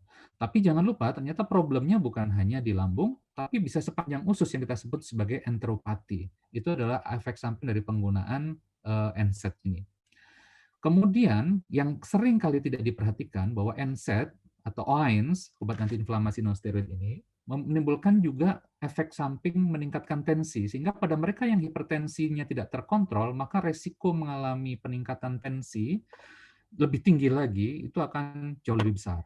Belum lagi dia juga menyebabkan penurunan fungsi ginjal, karena adanya RAA sistem yang terganggu, sehingga ada penurunan perfusi ke dalam glomerulus, sehingga kreatininya seringkali cenderung mengalami peningkatan. Ini yang menyebabkan kenapa pada orang yang sudah mengalami penurunan fungsi ginjal sebaiknya tidak mengkonsumsi OAINS. Nah, ini penting juga diketahui juga pada teman-teman apoteker sehingga bisa memberikan edukasi. Yang terakhir juga jangan lupa ada resiko kardiovaskuler. Meskipun ini juga bersifat individual untuk masing-masing jenis NSAID ini. NSAID ini bisa digunakan pada rheumatic autoimun terutama yang SLE ringan, kemudian spondyloarthritis, ankylosing spondylitis, psoriatic arthritis, rheumatoid arthritis, dan juga reactive arthritis. Jadi banyak penyakit rheumatic autoimun yang menggunakan NSAID ini. Yang kedua, obat yang paling sering adalah kortikosteroid, atau kita sering menyebutnya sebagai steroid saja. Steroid ini bekerja sebagai obat antiinflamasi, namun jangan lupa pada dosis tinggi, dosis di atas 0,5 miligram per kilogram berat badan, dan itu sering juga kita pakai pada keadaan tertentu, itu bersifat imunosupresan, sehingga resiko infeksinya juga akan sangat besar. Ini obat-obat yang sering kita pakai untuk rheumatic autoimun, prednison, prednisolon, dan methylprednisolon. Kalau untuk dexamethasone jarang kita pakai, kecuali pada kondisi di mana kita memerlukan penetrasi ke otak, karena dia dexamethasone itu mampu melewati sawar darah otak atau sawar darah plasenta. Kalau di luar itu biasanya kita menggunakan prednison, prednisolon, atau methylprednisolon. Dia kerjanya cepat, dan kemarin sempat menjadi isu untuk menggunakan terapi kortikosteroid ini, terutama untuk COVID yang berat. Meskipun ternyata belakangan tidak terbukti efektif pada terapi COVID yang berat untuk menggunakan steroid high dose, bahkan malah mengalami perburukan. Nah, pada penyakit rheumatic autoimun seringkali digunakan cukup panjang penggunaan kortikosteroid, namun tetap prinsipnya adalah dosis kecil mungkin dan sebisa mungkin dihentikan jika sudah mengalami perbaikan atau sudah terkontrol. Ini digunakan pada banyak penyakit rheumatic autoimun seperti SLE, RA, vaskulitis, CIA, adult onset disease, dan beberapa penyakit autoimun yang lain. Namun, kenapa kita perlu segera menghentikan kalau memang memungkinkan? Karena efek sampingnya banyak. Dan efek sampingnya tidak terbatas pada satu organ, tapi dari ujung rambut sampai ujung kaki semua bisa terpengaruh. Dan yang paling bawah ini, bahwa pada kasus penggunaan steroid itu ada peningkatan susceptibilitas terhadap infeksi. Jadi kalau pasien menggunakan steroid, apalagi dosisnya tinggi, ini sangat beresiko ketika di masa pandemi ini untuk mengalami infeksi COVID-19. Yang berikutnya adalah kalsium. Kalsium ini digunakan terutama untuk mengurangi efek dari steroid misalnya, karena steroid itu mengganggu metabolisme kalsium sehingga cenderung mengalami hipokalsemia. Juga pada saat pencegahan osteoporosis, pada pasien-pasien autoimun itu sebagian juga mengalami prone untuk mengalami osteoporosis karena inflamasinya. Ini diperlukan dosis paling tidak 1000 sampai 1500 mg per hari. Demikian pula vitamin D. Vitamin D ini suatu hormon, bukan hanya sekedar vitamin, yang kemudian diharapkan bisa melakukan berefek terhadap metabolisme kalsium juga dan berefek mencegah osteoporosis. Pada beberapa penelitian diketahui dia memperbaiki kontrol penyakit autoimun, termasuk penyakit rematik autoimun. Yang diperlukan biasanya adalah kolekalsiferol, yaitu vitamin D yang tidak aktif.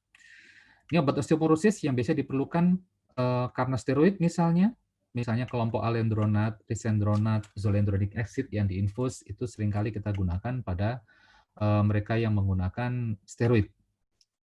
Ini anti-agregasi trombosit, yaitu aspirin, kemudian clopidogrel pada beberapa kasus yang memiliki resiko terjadinya trombosis. Antikoagulan seperti heparin dan warfarin itu juga tidak rutin diberikan, tapi pada beberapa kasus yang resiko terjadinya trombosis itu juga diberikan antikoagulan. Ini berikutnya adalah obat anti malaria, sudah kelompok imunosupresan. Jadi ini adalah obat yang kerjanya lambat. Pada kasus lupus ini hampir digunakan sekarang. Ya, mungkin kenapa namanya tetap anti malaria meskipun tidak digunakan untuk malaria, ini mungkin juga perlu diketahui teman-teman semua apoteker agar bisa juga memberikan edukasi. Karena masyarakat juga banyak yang tahu bahwa obat ini, kloroquine dan hidroksikloroquine, itu adalah kelompok anti malaria. Tapi sekali lagi saat ini, obat ini tidak digunakan untuk malaria karena resistensinya, tapi ada efek yang lain yang saat ini digunakan, yaitu untuk kasus rematik autoimun, terutama untuk lupus. Lupus saat ini menggunakan kloroquine dan hidroksikloroquine ini untuk semua kasus, kecuali yang ada kontraindikasinya. Semua kasus itu diperlukan kloroquine dan hidroksikloroquine karena terbukti bisa mencegah aktivasi atau kekambuhan dari penyakit lupus ini. Kemarin sempat isunya adalah penggunaannya untuk terapi COVID, meskipun saat ini masih dalam penelitian. Sebagai terapi untuk rematik autoimun, sebenarnya efek samping yang kita takutkan bukan pada jantung seperti pada COVID. Karena pada COVID biasanya menggunakan dosis yang lebih tinggi. Pada rematik autoimun menggunakan dosis yang tidak terlalu tinggi, tapi durasinya panjang. Sehingga kita takutkan justru toksisitasnya terhadap retina.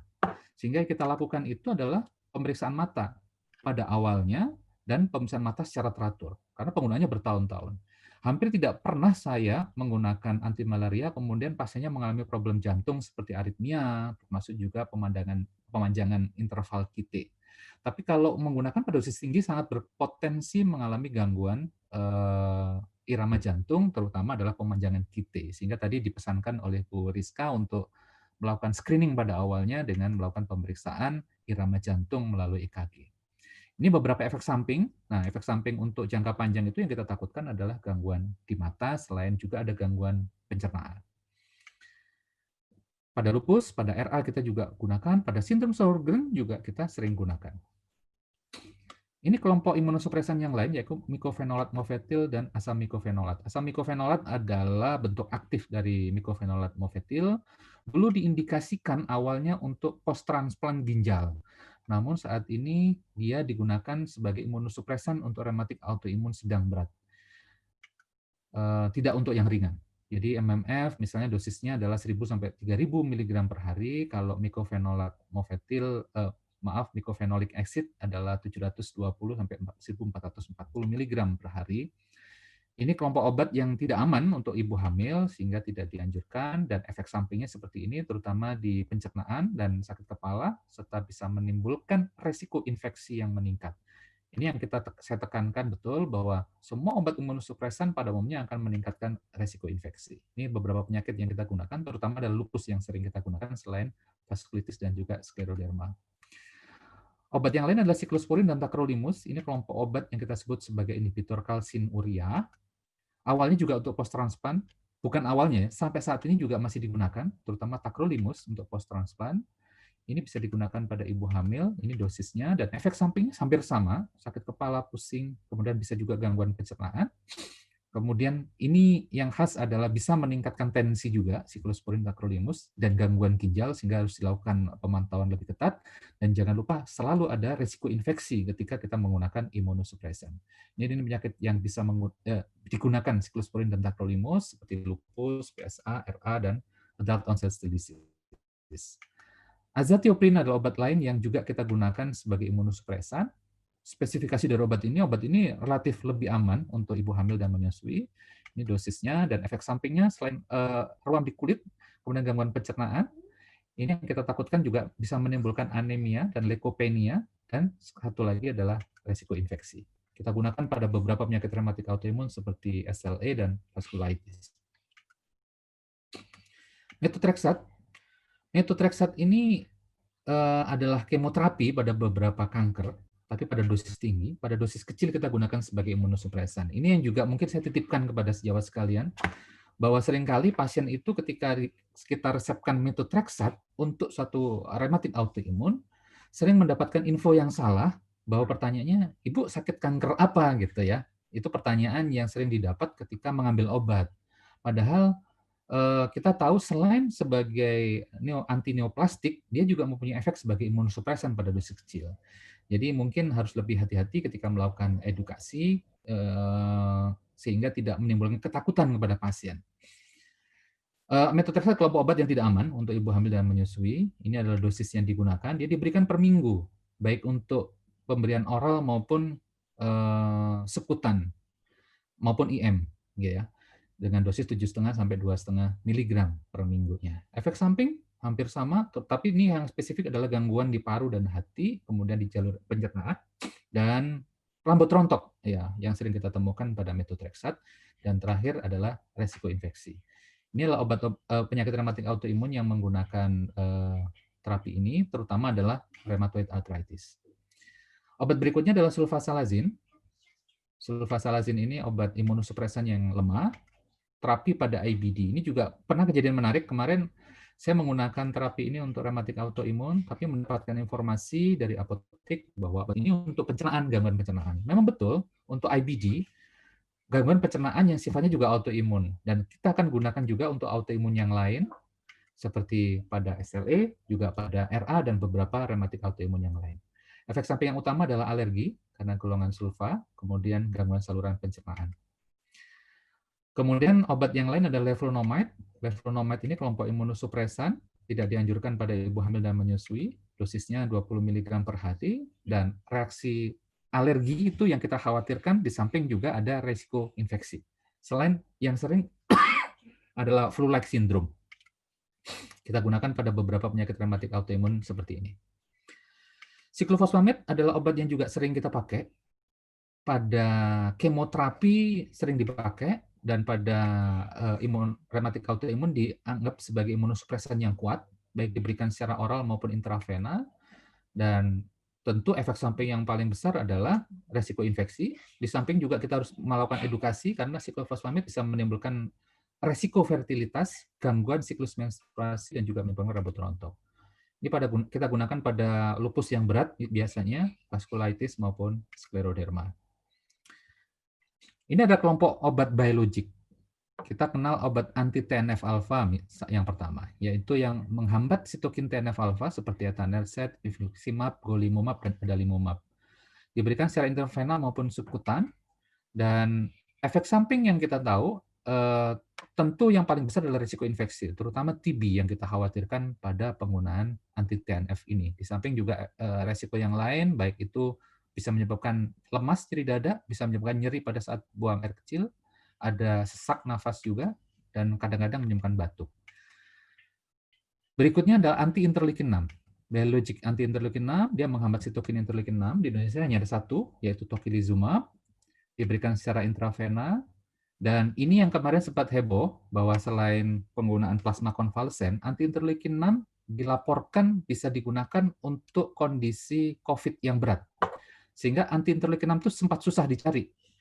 Pasien-pasien kita yang secara awal indikasinya adalah untuk rematik autoimun, akhirnya mengalami kesulitan mendapatkan anti-interleukin 6 karena sebagian dialihkan untuk terapi COVID. Ini efek sampingnya hampir sama pada penyakit RA, CIA, adult onset still's disease. Anti-interleukin 17, obat yang relatif baru masuk di Indonesia, mungkin belum sampai 2 tahun masuk, ini secukinumab, diberikan secara seputan, ini resiko infeksinya juga cukup besar, dan ini digunakan pada SPA, spondyloarthritis, ankylosing spondylitis, maupun psoriatic arthritis. Ini anti-CD20 atau anti-sel B, ini sebagai imunosupresan kuat, terutama pada rematik autoimun yang refraktor, seringkali menjadi senjata terakhir yang akan diberikan ketika gagal dengan terapi yang lain. Pada beberapa kasus mempunyai efek antineoplastik, sehingga bisa dipakai sebagai kombinasi dengan obat antineoplastik yang lain, diberikan secara intravena, dan ada resiko infeksi juga pada penggunaan anti-CD20. Pada SLE yang refraktor, vaskulitis, dan skleroderma, seringkali kita bisa menggunakan anti-CD20 atau kalau di Indonesia rituximab ya yang ada di Indonesia. Nah, seperti saya sampaikan tadi bahwa terapi imunosupresan pada masa pandemi itu membawa ekses bahwa pasien-pasien yang menggunakan imunosupresan itu akan mengalami resiko infeksi. Sehingga kita dari Perhimpunan Reumatologi Indonesia mengeluarkan rekomendasi yaitu penata laksanaan penyakit reumatik autoimun pada masa pandemi.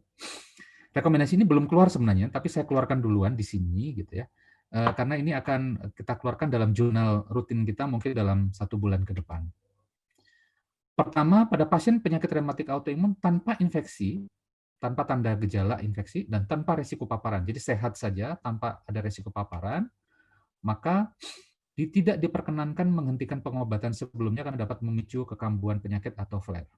Semua obat itu dapat diberikan atau dilanjutkan. Mulai dari NSAID sampai DMARD biologis tadi, itu dapat diberikan atau dilanjutkan.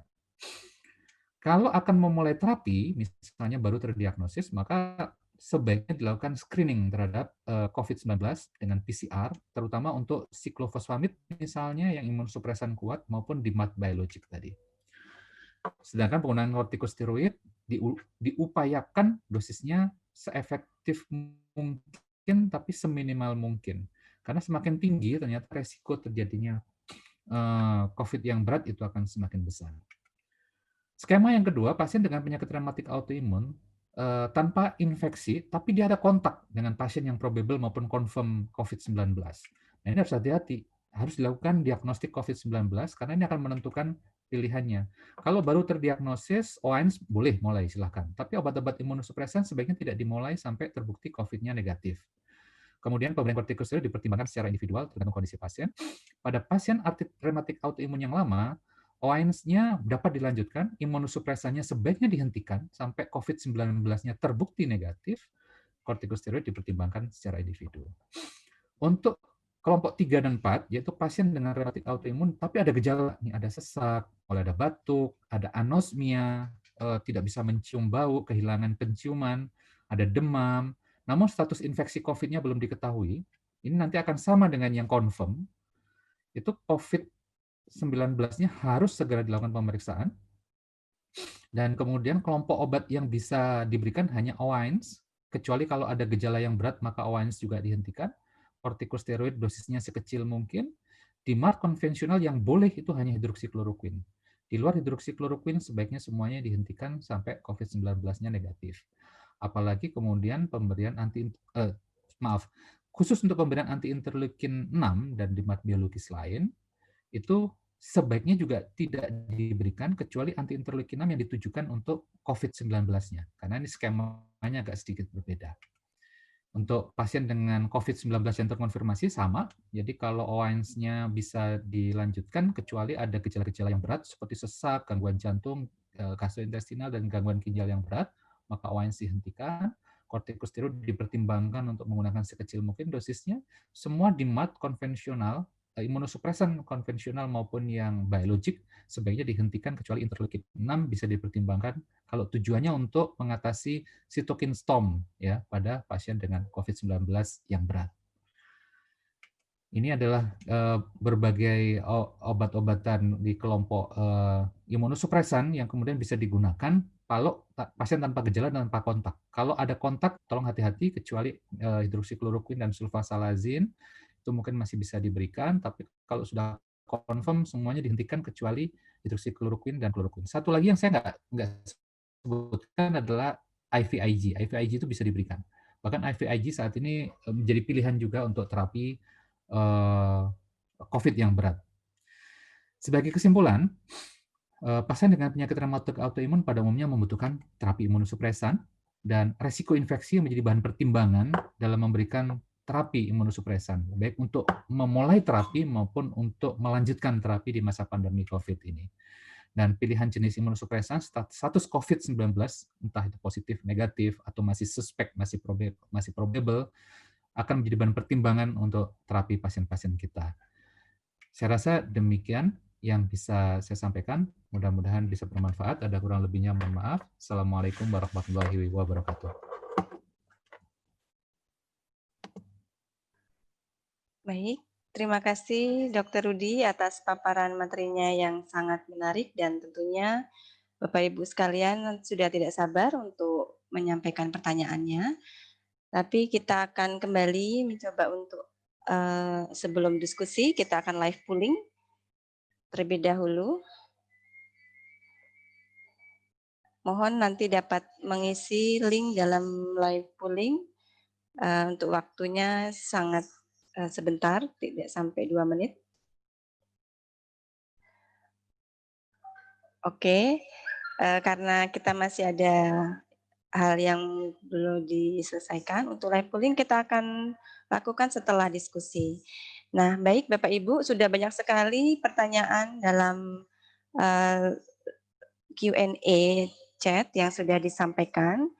Kita akan mengundang kembali Ibu Rizka dan Dr. Rudi untuk kita bergabung dalam diskusi panel kali ini. Baik, untuk live, untuk slide Q&A bisa di-share, Winda. Baik, untuk pertanyaan pertama dari Prof. Sulis Ikawati. Terima kasih Prof. sudah mengikuti. Disampaikan mohon izin bertanya kepada Ibu Dr. Apoteker Lucia Rizka Andalusia, yang dimaksudkan terapi standar yang dibandingkan dengan obat uji dalam Solidarity Trial apa? Karena di Indonesia salah satu terapi standarnya adalah kloroquine atau hidroksikloroquine. Sementara hasil uji HCUK dan QC kurang bagus. Terima kasih. Monggo Bu Rizka. Baik, langsung dijawab satu-satu ya Bu Vero. Baik, ya. Bu Rizka. Oh, ya. Baik, terima kasih Prof. Yulis pertanyaannya. Sesuai dengan ketentuan dan desain yang ada di WHO Solidarity Trial, bahwa kontrol yang digunakan untuk pengujian ini adalah standar terapi yang berlaku di rumah sakit tersebut. Tetapi tadi pertanyaannya, sedangkan HCQ dan CQ merupakan standar terapi di Indonesia. Kita bisa menggunakan, karena ada beberapa standar terapi yang lain ya, dalam standar terapi pun juga ada pilihan atau, jadi bisa menggunakan base supportive therapy plus standar terapi yang tidak termasuk dalam arm solidarity trial. Jadi masing-masing rumah sakit juga selain ada panduan dari PDPI, masing-masing rumah sakit juga mempunyai panduan praktek klinis ya PPK yang ada di masing-masing rumah sakitnya. Nah, tentunya sebagai kontrol adalah obat-obat yang masuk dalam PPK tetapi yang bukan merupakan salah satu arm dari Solidarity Trial tersebut. Ditambah dengan base supportive therapy sesuai dengan derajat penyakitnya yang berlaku di rumah sakit tersebut, apa base supportive care yang diberlakukan. Demikian Bu Vero jawabannya. Baik, terima kasih Bu Rizka. Untuk pertanyaan berikutnya, ini dari Bapak Harisman. kepada Dr. Rudi Hidayat. Kepada Dr. Rudi, obat kortikosteroid, maaf, ada 2 fungsi yang diharapkan sebagai antiinflamasi dan imunosupresan dosis tinggi. Kenapa pada infeksi seperti COVID jadi perhatian, sedangkan pada infeksi bakteri seperti ISPA biasa-biasa saja digunakan. Monggo Dr. Rudi. Baik, terima kasih. Jadi steroid itu, jadi waktu berbicara tentang COVID, sebenarnya kebanyakan mengalami gejala yang berat itu bukan karena virusnya, tapi adalah reaksi imun yang berlebihan yang muncul dan menimbulkan gangguan pada organ-organ tubuh manusia, terutama pada paru dan ginjal dan berbagai organ yang lain. Sehingga yang dilakukan sebenarnya bukan terapi antivirus ketika orang terjadi yang kita kenal salah satunya adalah cytokine storm, besarnya sitokin, yang dilakukan adalah bagaimana menekan itu. Nah, steroid sebenarnya punya efek ke sana. Sehingga waktu itu dilakukan treatment dengan steroid dosis tinggi, salah satu. Ada beberapa laporan. Tapi ternyata tidak bermanfaat, bahkan dilaporkan terjadi perburukan. Terapi-terapi yang lain kan juga tujuannya untuk itu. Jadi anti-interleukin 6, IVIG, plasma konvalesens, gitu ya. Itu untuk segera mengontrol berbagai aktivasi berbagai sel imun dan juga berbagai sitokin yang dihasilkan. Yang kedua, yang mau saya tekankan, yang mau saya jawab, ketika orang dengan ISPA ada infeksi bakterial, sebenarnya statement bahwa kortikosteroid itu biasa biasa kita kerjakan, tapi bukan berarti itu yang benar.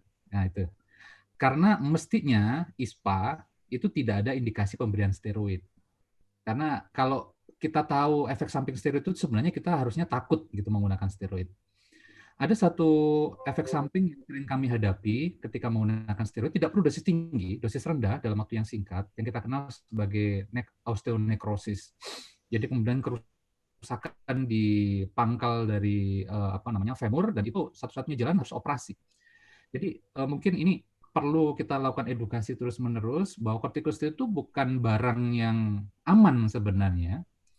Oleh karena itu menggunakannya harus dengan indikasi yang kuat. Kalau indikasinya hanya radang sendi, hanya radang di tenggorokan, itu semestinya adalah misindikasi gitu ya.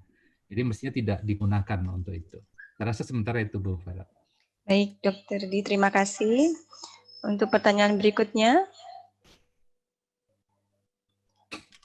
pertanyaan dari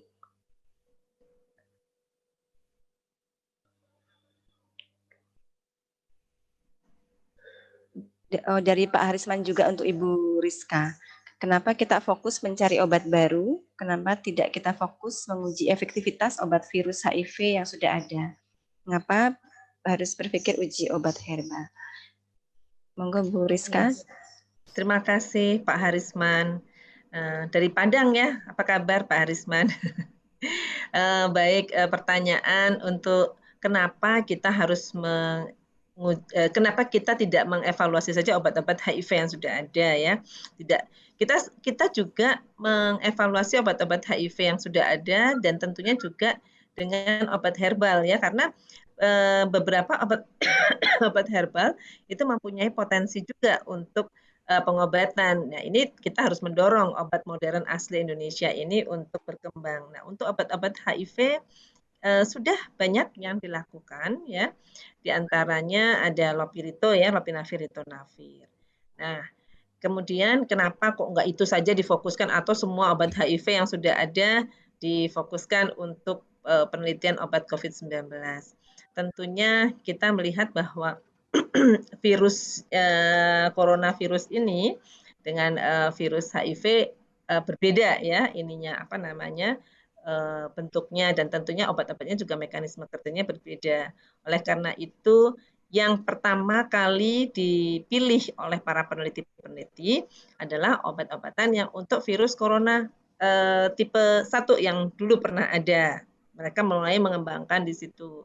Kemudian penambahan obat HIV, meskipun juga akhirnya obat HIV ditinggalkan. Selain itu juga tentunya kita akan mencari obat yang toksisitasnya lebih less ya. Kalau kita ketahui obat-obat HIV yang kita gunakan saat ini hampir semua mempunyai efek samping dan toksisitas yang berat-berat ya. Lopiravir/ritonavir saja juga efek sampingnya sangat berat pada hepar ya. Ini hepatolog sangat tidak setuju penggunaan lopinavir/ritonavir untuk COVID-19 karena efek samping pada heparnya sangat berat dan concern terhadap efek samping tersebut gitu. Nah, kalau kita bisa menggunakan obat yang less toxicity, kita akan lebih baik menggunakan obat yang less toxicity. Kalau obat-obat yang untuk virus coronavirus tipe 1 yang dulu, yang lama itu kan rata-rata untuk influenza. Jadi memang toksisitasnya tidak seberat obat-obat untuk HIV. Nah, kalau memang ada juga kita akan kembangkan, tetapi kita lebih mencari yang toksisitasnya tidak terlalu berat. Kalau HIV, virus HIV memang dia membutuhkan suatu antivirus dengan potensi yang sangat kuat ya, tetapi dengan risiko efek samping yang besar. Seperti yang lini pertama saja, sidofudin, lamivudin saja toksisitasnya juga berat ya. Nah, kita juga tidak bisa, tadi Dr. Rudi juga menjelaskan tuh konsennya pada pasien COVID ini bukan hanya membunuh virusnya, tapi justru penyakit-penyakit lainnya atau gejala-gejala klinis lainnya yang berat yang harus kita perhatikan gitu. Kalau kita memberikan obat dengan toksisitas yang tinggi, kayak sidofudin, lamivudin itu kan hematologi toksisitas ya, kalau saya agak lupa ya. Toksisitasnya pada fungsi darah sangat berat, pasien menjadi anemia dan sebagainya, nanti akan memperburuk kondisinya. Kita melakukan repurposing untuk obat-obatan yang pada virus yang hampir sama karakteristiknya dan tentunya yang mempunyai toksisitas juga yang tidak terlalu berat. Nah, untuk obat modern asli Indonesia, ini adalah semangat kita untuk menggali obat modern asli Indonesia dan untuk mengurangi ketergantungan dari obat-obat barat ya, dari negara-negara barat ya. Meskipun kalau untuk sebagai anti COVID ya, membunuh virus dan sebagainya, potensinya masih belum setinggi obat-obat antivirus tentunya, karena memang kalau obat herbal itu kan kita tidak mendapatkan satu senyawa aktif, tapi ada gabungan senyawa ya. Tetapi alangkah baiknya kalau memang kita mengembangkan dan menjadi supporting terapi pada pengobatan COVID-19 ini. Banyak sekali OTG sebetulnya OTG itu nggak diobatin antivirus pun dia akan sembuh gitu kan. Nah, kalau dia dibantu dengan supporting terapi untuk yang OTG itu yang gejala ringan itu bisa akan lebih baik. Pertama, mengurangi toksisitas. Seperti kita ketahui hampir semua obat-obatan kimia itu mempunyai toksisitas ya. Nah, yang kedua juga kita mengupayakan obat asli Indonesia. Banyak kasus OTG tanpa pengobatan dia sembuh tanpa menggunakan obat-obat kimia seperti hidroksikloroquin, tanpa menggunakan azitromisin dia bisa sembuh dengan sendirinya. Demikian mungkin Bu Vero yang bisa kami sampaikan.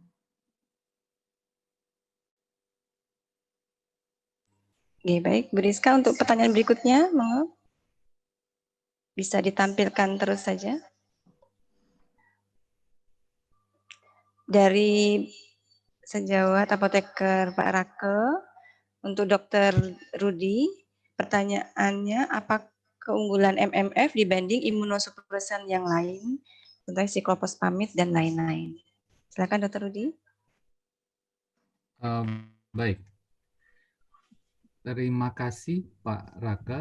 Jadi MMF itu obat yang baru, bedanya sama siklofosfamid itu obat yang sangat lama gitu ya. Tentu kalau membandingkan satu sih mungkin masing-masing obat mempunyai karakteristik ketika digunakan pada berbagai indikasi yang berbeda gitu ya.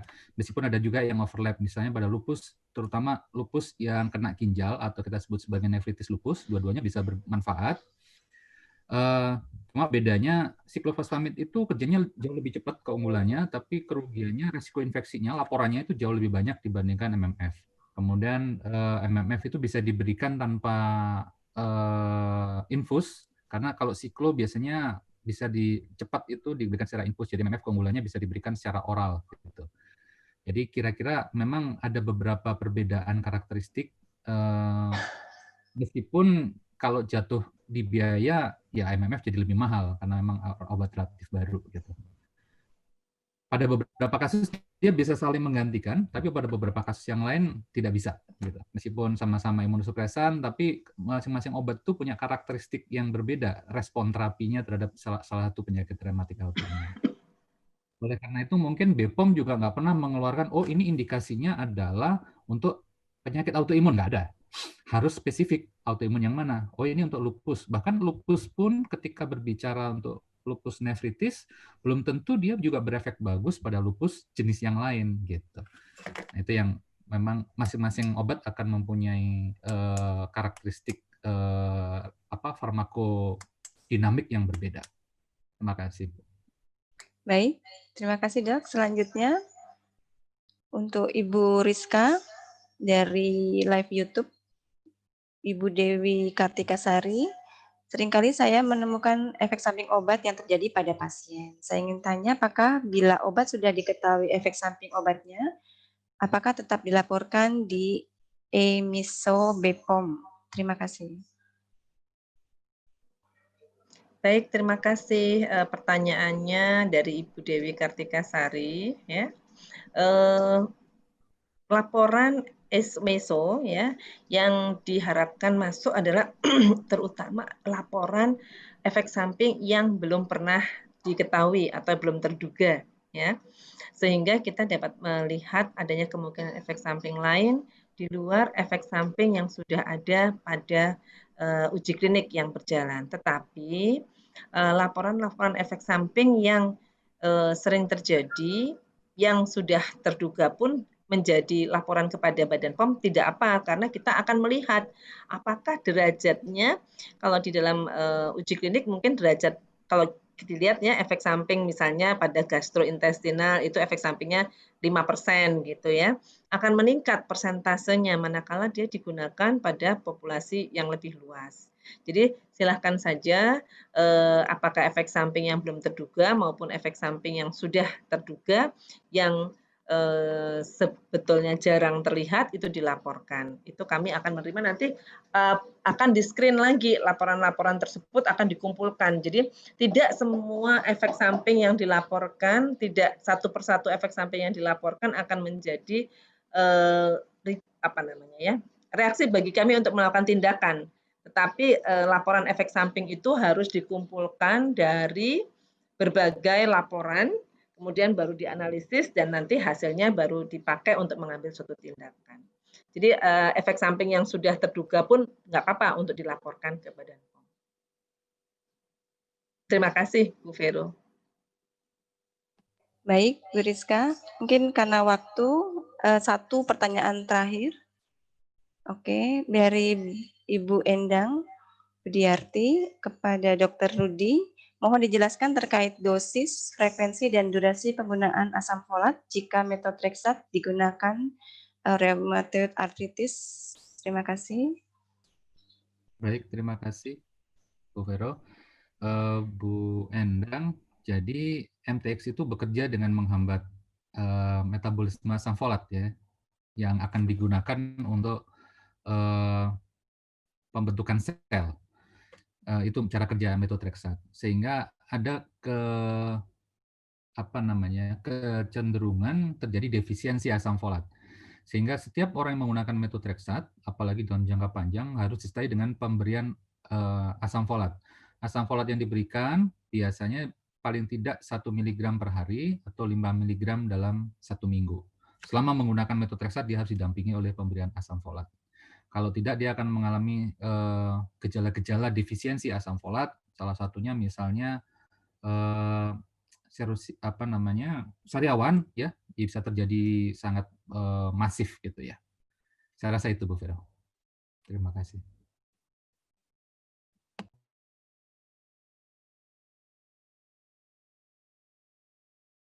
Sebenarnya masih banyak sekali pertanyaan untuk Bu Rizka maupun untuk Dr. Rudi. Terima kasih atas waktunya untuk kita diskusi, tetapi karena waktu, kita akan simpulkan untuk diskusi kita kali ini. Ini sangat menarik sekali untuk hari ini, dua topik yang sangat berguna untuk kita sebagai apoteker di sarana pelayanan kesehatan, di mana tadi disampaikan Bu Rizka, di antaranya bahwa uji klinik itu sangat penting karena akan didapatkan data yang sangat diperlukan, dan juga untuk pelaporan efek samping obat, untuk obat yang sudah mendapat izin edar. Ini adalah satu tantangan untuk apoteker, peran apoteker di sarana pelayanan kesehatan, di mana kita bisa andil di dalam dua hal tersebut. Kemudian dari Dr. Rudi tadi sudah disampaikan penata laksanaan penyakit autoimun, terutama untuk lupus, di mana kita bisa melihat bahwa obat-obat yang digunakan disampaikan untuk beberapa drug of choice yang menjadi update untuk kita semua dalam pelayanan kesehatan, berkolaborasi bersama dokter di dalam proses terapi pasien autoimun, terutama untuk pasien lupus. Demikian untuk diskusi panel kita kali ini, dan disampaikan juga bahwa di kesempatan yang berbahagia hari ini ada apresiasi bagi peserta webinar kali ini dari PT Kimia Farma dengan memberikan door prize. Jadi nanti akan peserta disilakan untuk dapat mengisi link door prize berikut, sehingga nanti bisa mengisi pertanyaan sesuai dengan materi yang sudah disampaikan. Pemenang door prize akan kita sampaikan di akhir acara sebelum nanti kita tutup broadcast Zoom webinar kali ini. Silakan untuk link door prize.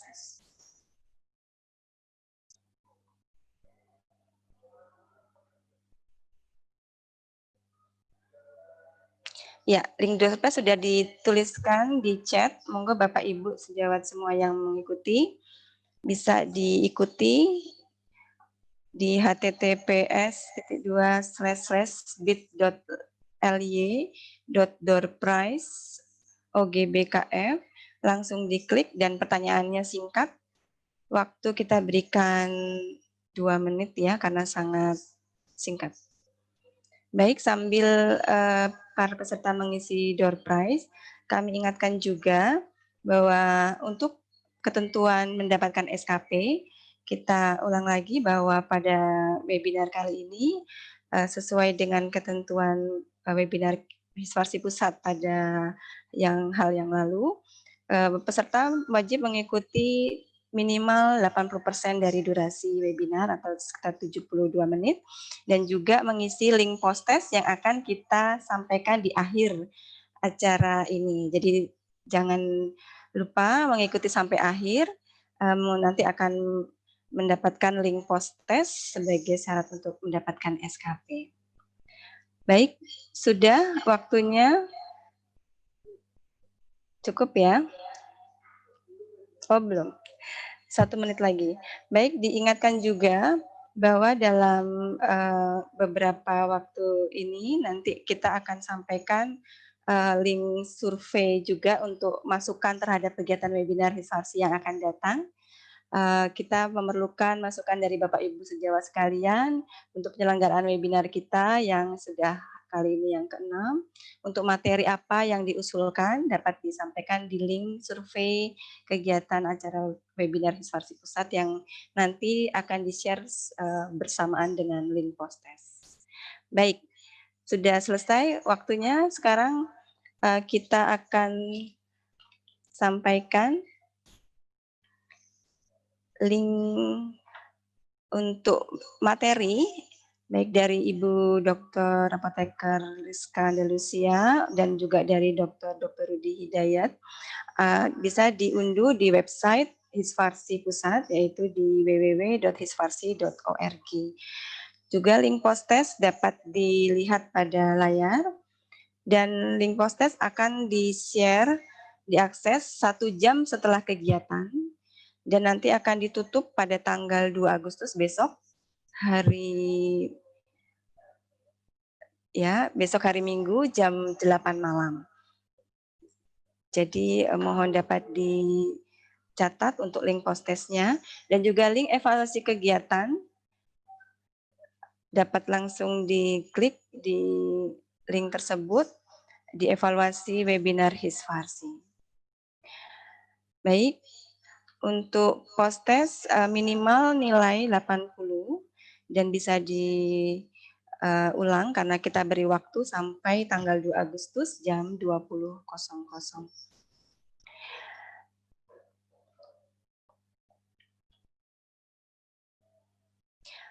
Nah, ini dia tadi untuk yang bisa diunduh di web hisfarsi.org. Dan hanya peserta yang mengikuti minimal 80 menit ya, maaf, 80 menit durasi webinar akan mengerjakan post-test dan mendapatkan SKP.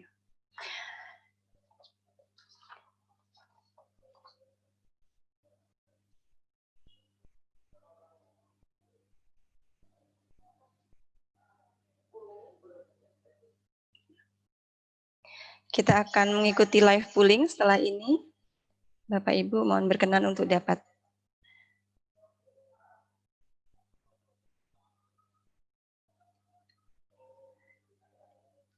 Ya, kita share untuk live pollingnya.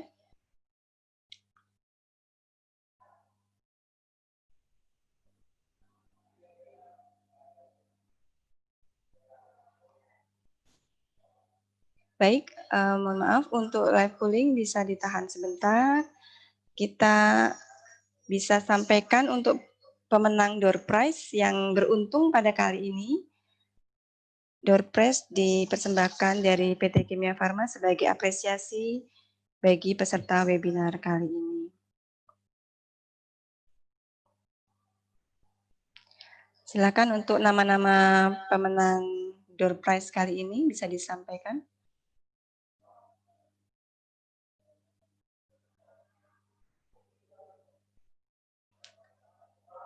Bu Winda, silakan.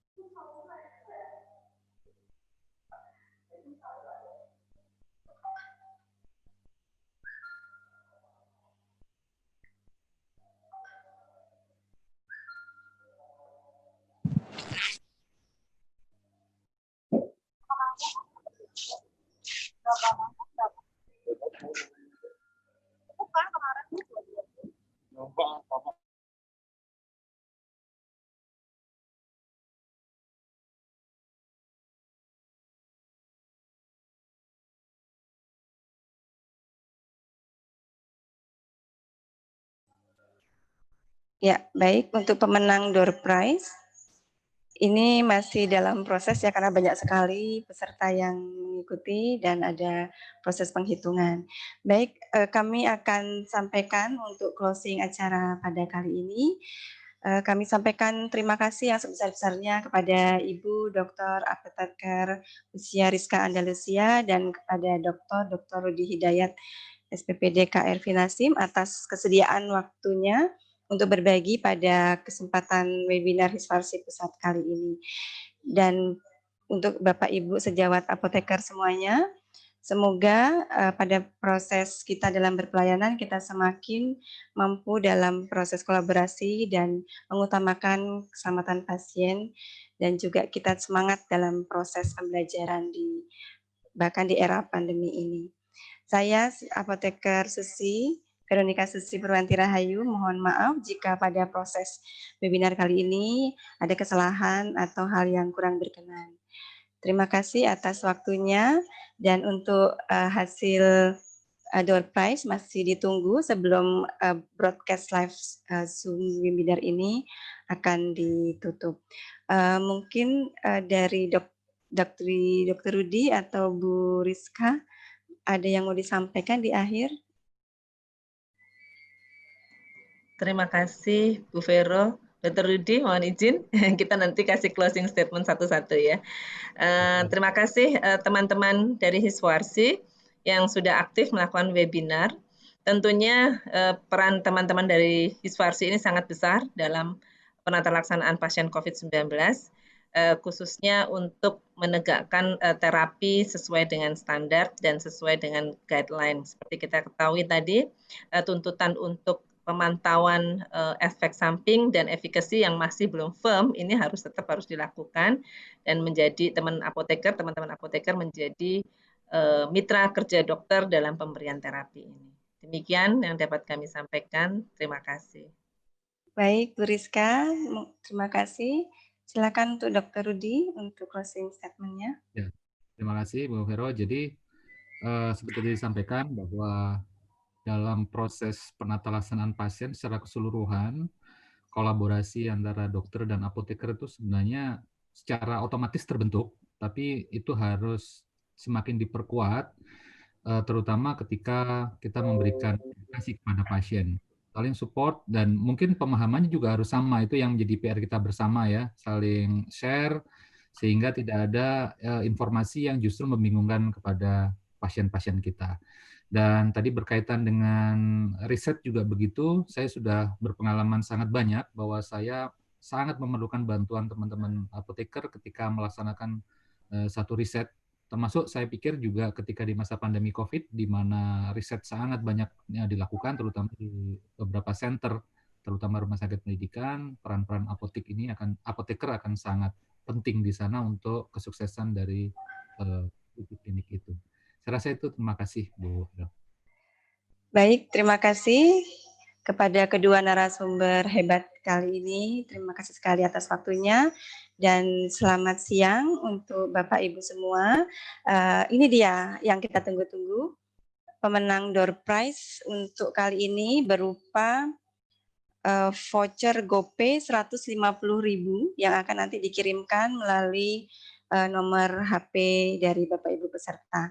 Ada 5 pemenang yang beruntung kali ini. Yang pertama dari Rumah Sakit Brayat Minulya Surakarta, ini sejawat Gayatri Kusuma Wardani. Kemudian yang kedua dari Rumah Sakit Al Islam Bandung, sejawat Nabila Nur Sabrina. Kemudian yang ketiga dari Rumah Sakit di Denpasar, sejawat Iwayan Dwisada Puramayadi. Kemudian yang keempat dari Rumah Sakit RSPAU Dr.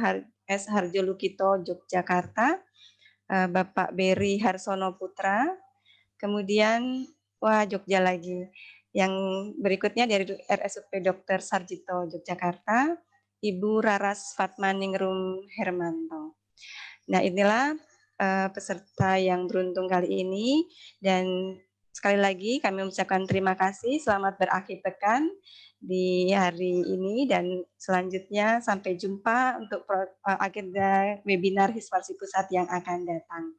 Selamat siang, terima kasih. Terima kasih.